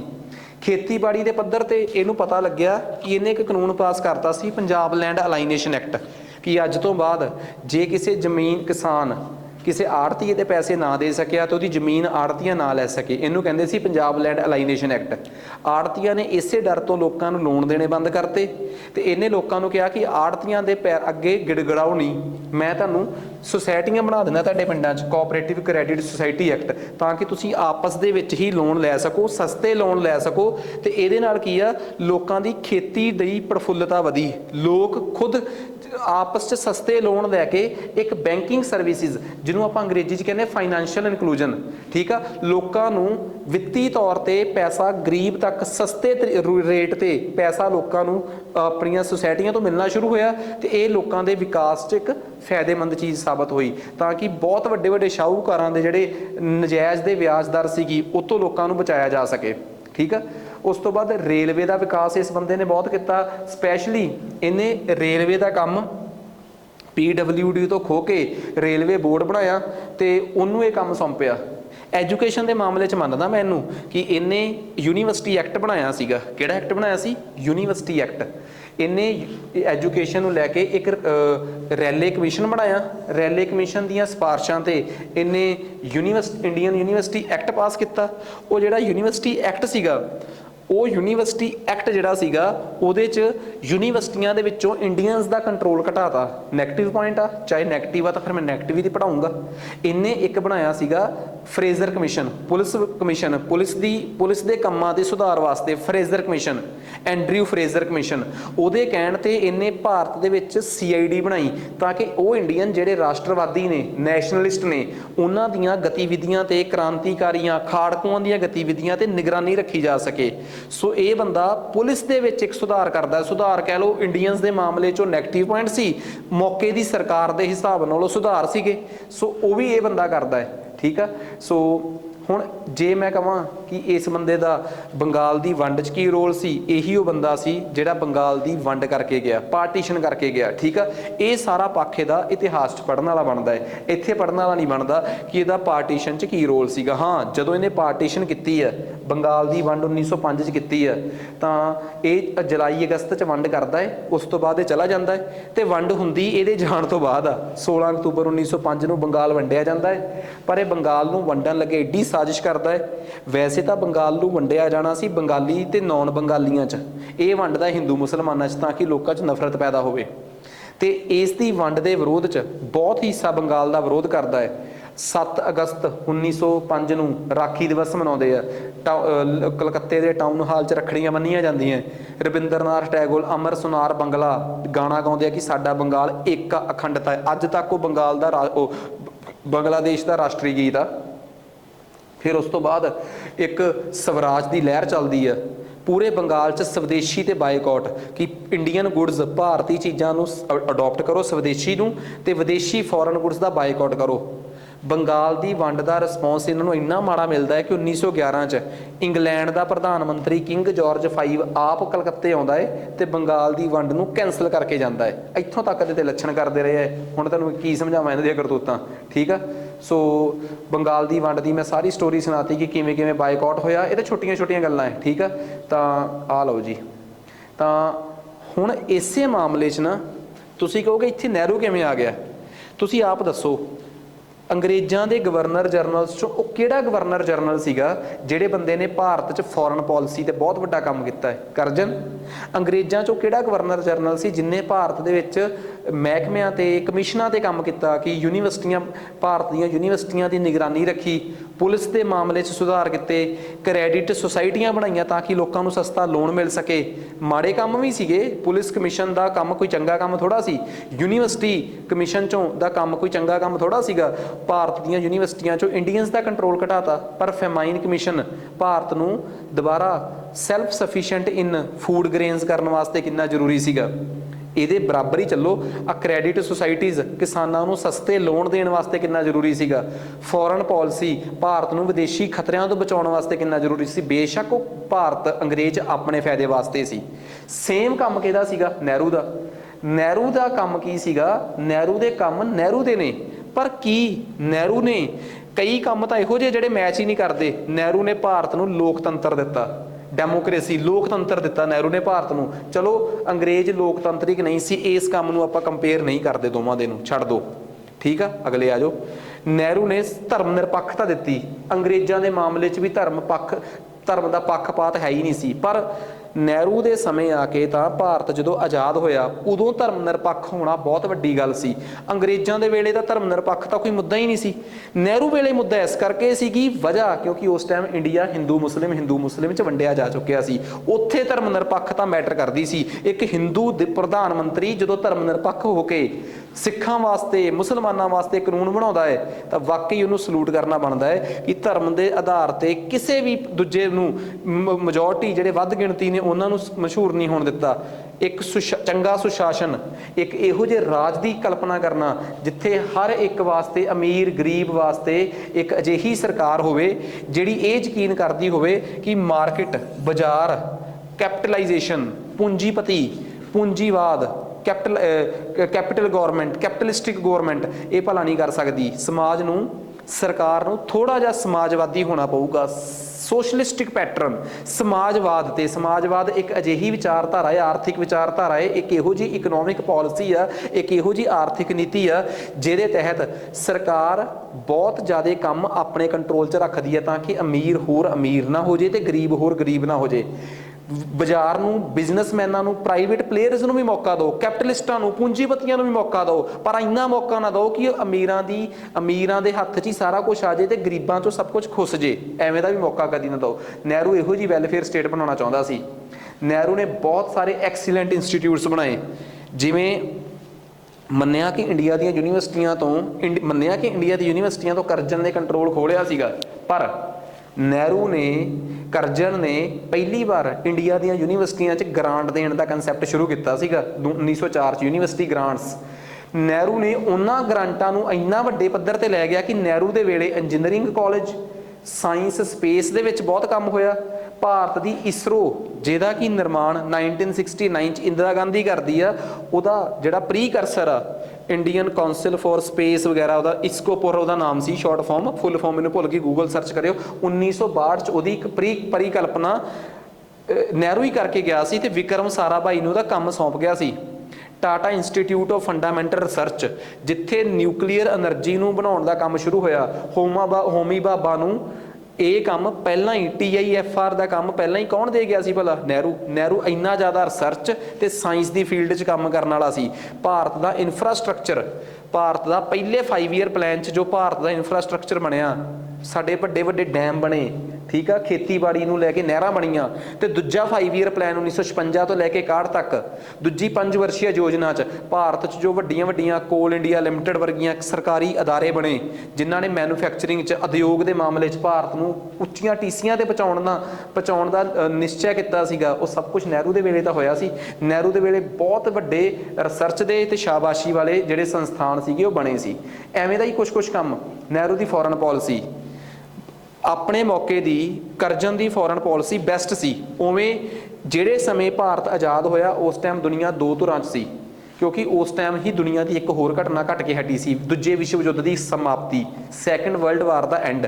ਸੈਕੰਡ ਵਰਲਡ ਵਾਰ ਦੇ ਵਿੱਚ ਰਸ਼ੀਆ ਤੇ USA ਇੱਕੋ ਧੜੇ 'ਚ ਹੋ ਕੇ ਲੜੇ ਸੀ, ਪਰ ਬਦਕਿਸਮਤੀ ਕਿ ਲੜਾਈ ਤੋਂ ਬਾਅਦ ਦੋਵਾਂ ਨੇ ਧੜੇ ਅੱਡ ਅੱਡ ਕਰ ਲਏ। ਕਈ ਦੇਸ਼ USA ਦੇ ਮਗਰ ਲੱਗ ਗਏ, ਉਹ ਪਹਿਲਾ ਧੁਰਾ ਬਣ ਗਿਆ, ਉਹ ਫਸਟ ਵਰਲਡ ਬਣ ਗਿਆ, ਪਹਿਲੀ ਦੁਨੀਆ, ਤੇ ਕਈ USSR ਦੇ, ਰਸ਼ੀਆ ਜਿਹਨੂੰ ਆਪਾਂ ਕਹਿ ਦਿੰਦੇ ਸੀ, ਹਾਂ ਅੱਜ ਦੇ ਜ਼ਮਾਨੇ 'ਚ ਕਹਿ ਦਿੰਦੇ ਆ, ਕਈ ਉਹਦੇ ਮਗਰ। ਇੰਡੀਆ ਕਹਿੰਦਾ ਹੁਣੇ ਹੁਣੇ ਗੁਲਾਮੀ 'ਚੋਂ ਬਾਹਰ ਨਿਕਲ ਕੇ ਆਏ ਆ, ਕਿਸੇ ਧਰੇ 'ਚ ਨਹੀਂ ਜਾਣਾ। ਇਹਨਾਂ ਨੇ ਬਣਾਇਆ ਨੌਨ ਅਲਾਈਨਡ ਮੂਵਮੈਂਟ, ਗੈਰ ਸੰਗਠਨ ਅੰਦੋਲਨ ਚਲਾਇਆ ਇਹਨਾਂ ਨੇ, ਠੀਕ ਆ। ਸੋ ਇਹਨਾਂ ਦੀ ਗੈਰ ਸੰਗਠਨ ਰਾਜਨੀਤੀ ਦਾ ਕੰਮ ਸੀ, ਜਿਹੜਾ ਕਿਸੇ ਧੁਰ ਵੱਲ ਵੀ ਜਾਣ ਦੇ ਵੱਲ ਤੋਂ ਬਜਾਏ ਆਪਣਾ ਧੁਰਾ ਬਣਾਉਣ ਦੀ ਯਕੀਨ ਰੱਖਦਾ ਸੀ। ਤੇ ਜਿਹੜਾ ਅਮਰੀਕਾ ਤੇ ਰਸ਼ੀਆ ਦੇ ਵਿੱਚ ਸ਼ੀਤ ਯੁੱਧ ਚੱਲਿਆ, ਕੋਲਡ ਵਾਰ ਚੱਲੀ 45 ਸਾਲ, ਉਹਦੇ 'ਚ ਕਿਸੇ ਵੱਲ ਵੀ ਨਹੀਂ ਗਏ। ਇਹ ਭਾਰਤ ਦੀ ਫੋਰਨ ਪਾਲਿਸੀ ਨੂੰ, ਭਾਰਤ ਨੂੰ ਜਿਹੜੀ ਨਾ ਪਹਿਲੀ ਦੁਨੀਆ 'ਚ ਗਏ ਨਾ ਸੈਕੰਡ ਵਰਲਡ 'ਚ ਗਏ, ਇਹ ਜਿਹੜਾ ਥਰਡ ਵਰਲਡ ਸਿਰਜਿਆ ਇਹਨਾਂ ਨੇ 5 ਦੇਸ਼ਾਂ ਨੇ ਮਿਲ ਕੇ, ਜਿਸ 'ਚ ਇਜਿਪਟ ਸੀਗਾ, ਭਾਰਤ ਸੀਗਾ, ਠੀਕ ਆ, ਹੋਰ 3 ਦੇਸ਼ ਸੀ। ਤੁਸੀਂ, ਮੈਂ ਪਹਿਲਾਂ ਵੀ ਕਮੈਂਟ ਪੁੱਛਿਆ ਕਿ ਉਹਨਾਂ 5 ਦੇਸ਼ਾਂ ਦੇ ਨਾਮ ਦੱਸੋ ਜਿਨ੍ਹਾਂ ਨੇ ਨੇਮ ਬਣਾਈਆਂ ਨੌਨ ਅਲਾਈਨਡ ਮੂਵਮੈਂਟ, ਤੇ ਉਹਨਾਂ 5 ਦੇਸ਼ਾਂ ਦੇ ਨਾਮ ਦੇ ਨਾਲ ਇਹ ਵੀ ਦੱਸੋ ਕਿ ਉਹ 5 ਲੀਡਰ ਕਿਹੜੇ ਸੀ ਜਿਨ੍ਹਾਂ ਨੇ ਬਣਾਈਆਂ, ਠੀਕ ਆ, ਤੇ ਕਿਹੜੀ ਡੈਕਲਰੇਸ਼ਨ ਦੇ ਨਾਲ ਇਹ ਬਣੀ ਆ, ਇਹ ਵੀ ਦੱਸਣਾ ਤੁਸੀਂ। ਸੋ ਇਹ ਨਹਿਰੂ ਦੀ ਫੋਰਨ ਪਾਲਿਸੀ ਸੀਗੀ। ਸੋ ਨਹਿਰੂ ਵੀ ਆਪਣੇ ਆਪ 'ਚ ਇੱਕ ਬਹੁਤ ਮਹਾਨ ਫੋਰਨ ਪਾਲਿਸੀ ਮੇਕਰ ਰਿਹਾ। ਸੋ ਇਹ ਸੀ, ਤੁਸੀਂ ਕਹੋਗੇ ਨਹਿਰੂ ਨੂੰ ਵਿੱਚ ਮੈਂ ਮਿਕਸ ਕਿਉਂ ਕਰ ਲਿਆ ਯਾਰ ਕਰਜਨ ਦੇ ਵਿੱਚ, ਉਹਦੀ ਇੱਕ ਵਜ੍ਹਾ ਸੀਗੀ, ਬਹੁਤ ਖਾਸ ਵਜ੍ਹਾ ਹੈ। UPSC ਨੇ ਸਵਾਲ ਪੁੱਛੇ ਹੋਏ ਆ, ਠੀਕ ਆ। ਪਹਿਲਾਂ ਤਾਂ ਤੁਸੀਂ ਇੱਕ ਆ ਪ੍ਰੀਲਿਮਸ ਦਾ ਸਵਾਲ ਆ, ਇਹਦਾ ਜਵਾਬ ਦੇ ਦਿਓ। ਚਲੋ ਤੁਹਾਡੇ ਕੋਲ PDF ਆਈ ਜਾਣੀ ਆ, WhatsApp ਤੇ ਵੀ ਆ ਜਾਣੀ ਹੈ, ਤੇ ਤੁਹਾਡੇ ਚੈਟ ਬਾਕਸ 'ਚ ਵੀ ਆ ਜਾਣੀ ਹੈ, ਠੀਕ ਆ। ਆ ਦੂਜੀ ਦਾ ਵੀ ਜਵਾਬ ਦੇ ਦਿਓ ਕਿ ਸਵਦੇਸ਼ੀ ਬਾਈਕਾਟ ਕਦੋਂ ਅਡਾਪਟ ਕੀਤੇ ਗਏ ਭਾਰਤ 'ਚ, ਬੰਗਾਲ ਦੀ ਪਾਰਟੀਸ਼ਨ ਵੇਲੇ ਕਿ ਹੋਮ ਰੂਲ ਲੀਗ ਵੇਲੇ ਕਿ ਨੌਨ ਕੋਆਪਰੇਸ਼ਨ ਵੇਲੇ ਕਿ ਜਦੋਂ ਸਾਈਮਨ ਕਮਿਸ਼ਨ ਇੰਡੀਆ ਆਇਆ, ਸਾਫ਼ ਪਤਾ ਲੱਗਦਾ। ਕਹਿੰਦੇ partition of Bengal Lord Curzon ਦੁਆਰਾ ਜਿਹੜੀ ਕੀਤੀ ਗਈ ਸੀਗੀ, ਉਹ ਕਦੋਂ ਤੱਕ ਚੱਲੀ? ਕਦੋਂ ਤੱਕ ਚੱਲੀ? ਉਦੋਂ ਤੱਕ ਚੱਲੀ ਜਦੋਂ ਤੱਕ ਕਿੰਗ ਜਾਰਜ 5 ਨੇ ਆ ਕੇ 1911 'ਚ ਇਹਨੂੰ ਕੈਂਸਲ ਨਹੀਂ ਕਰਤਾ, B ਆਪਸ਼ਨ। ਸੋ ਐਵੇਂ ਦੇ ਸਵਾਲ ਜਿਹੜੇ ਆ ਪੇਪਰ 'ਚ ਆਉਂਦੇ ਹੁੰਦੇ ਆ ਜੀ। ਇਹ ਆ ਜਾਓ ਅੱਗੇ। ਇਹ ਸਵਾਲ ਆ ਜੀ ਮੇਨ, ਬਹੁਤ ਖਾਸ ਸਵਾਲ ਨੇ। ਇਹਨਾਂ 'ਚੋਂ ਵੀ ਕੋਈ ਇੱਕ ਸਵਾਲ ਚੱਕ ਲਿਓ ਤੇ ਮੈਨੂੰ ਆਨਸਰ ਲੈ ਕੇ ਭੇਜਿਓ। ਕਹਿੰਦਾ ਵੱਖੋ ਵੱਖਰੇ ਸਮੇਂ ਦੇ ਹੋਣ ਦੇ ਬਾਵਜੂਦ ਵੀ, ਵੈਸੇ ਇੱਕ ਗੱਲ ਹੋਰ ਦੱਸ ਦੇਣਾ ਮੈਂ ਤੁਹਾਨੂੰ, ਉਹਨਾਂ ਤੋਂ ਬਚਿਓ ਜਿਹੜੇ ਗੂਗਲ ਟਰਾਂਸਲੇਟ ਕਰਕੇ ਕੋਈ ਲਿਖ ਦਿੰਦੇ ਇੱਥੇ। ਸੋ ਉਹਨਾਂ ਚੀਜ਼ਾਂ ਤੋਂ ਬਚਣ ਦੀ ਬਹੁਤ ਲੋੜ ਆ। ਵੱਖੋ ਵੱਖ ਸਮੇਂ ਦੇ ਹੋਣ ਦੇ ਬਾਵਜੂਦ ਵੀ ਜਵਾਹਰ ਲਾਲ ਨਹਿਰੂ ਤੇ ਲਾਰਡ ਕਰਜ਼ਨ ਵਿਚਕਾਰ ਬਹੁਤ ਸਾਰੀਆਂ ਸਮਾਨਤਾਵਾਂ ਸਨ। ਚਰਚਾ ਕਰੋ। UPSC ਦਾ ਸਵਾਲ ਆ ਜੀ ਇਹ, ਤੁਸੀਂ ਦਿਮਾਗ ਲਾ ਲਓ UPSC ਦਾ ਕੀ ਕਰਦੀ ਹੈ UPSC ਯਾਰ। ਆ ਜਾਓ ਅੱਗੇ। ਕਹਿੰਦਾ ਜਵਾਹਰ ਲਾਲ ਨਹਿਰੂ ਦਾ ਆਜ਼ਾਦੀ ਤੋਂ ਬਾਅਦ ਦੇ ਭਾਰਤ ਦੀ ਜਿਹੜਾ ਰਾਸ਼ਟਰ ਨਿਰਮਾਣ ਆ, ਨੇਸ਼ਨ ਬਿਲਡਿੰਗ ਆ, ਉਹਦੇ 'ਚ ਕੀ ਯੋਗਦਾਨ ਸੀ, ਉਹਦੀ ਚਰਚਾ ਕਰੋ। ਪਹਿਲਾ ਸਵਾਲ ਜਿਹੜਾ ਹੈ ਉਹ ਕਿੰਨੇ ਆ? 250 ਸ਼ਬਦਾਂ ਦਾ ਹੀ ਹੈ, ਮੈਂ ਲਿਖਣਾ ਭੁੱਲ ਗਿਆ। ਦੂਜਾ ਵੀ 250 ਸ਼ਬਦਾਂ ਦਾ ਹੀ ਹੈ। ਕੋਈ ਇੱਕ ਸਵਾਲ ਕਰਕੇ ਦੇਖੋ, ਸਮਝ ਬਣਾਓ ਆਪਣੀ ਹੁਣ। ਸੋ ਇੱਥੋਂ ਤੱਕ ਅੱਜ ਵਾਸਤੇ ਇੰਨਾ ਹੀ ਬਹੁਤ ਆ, ਠੀਕ ਆ। ਆਨਸਰ ਲਿਖ ਕੇ ਭੇਜੋ। UPSC PPSC mains bilingual. ਮੈਂ ਵਾਰ-ਵਾਰ ਇੱਕ ਗੱਲ ਕਹਿਣਾ ਕਿ ਮੈਨੂੰ ਇਸ ਕਰਕੇ ਨਾ ਚੁਣਿਓ ਕਿ ਮੈਂ ਪੰਜਾਬੀ ਮੀਡੀਅਮ 'ਚ ਕਰਾਊਂਗਾ, ਇਸ ਕਰਕੇ ਸੁਣਿਓ ਸਿਰਫ ਕਿ ਹਾਂ ਤੁਹਾਨੂੰ ਬਹੁਤ ਵਧੀਆ ਕੁਆਲਿਟੀ ਦਾ ਕੰਟੈਂਟ ਮਿਲੂਗਾ। ਸੋ ਅੱਜ ਵਾਸਤੇ ਇੰਨਾ ਹੀ ਬਹੁਤ ਆ। ਉਮੀਦ ਕਰਦਾ ਕਿ ਇਹ ਲੈਕਚਰ ਚੰਗਾ ਲੱਗਾ ਹੋਊਗਾ। ਮਿਲਦੇ ਆ ਜੀ ਆਪਾਂ।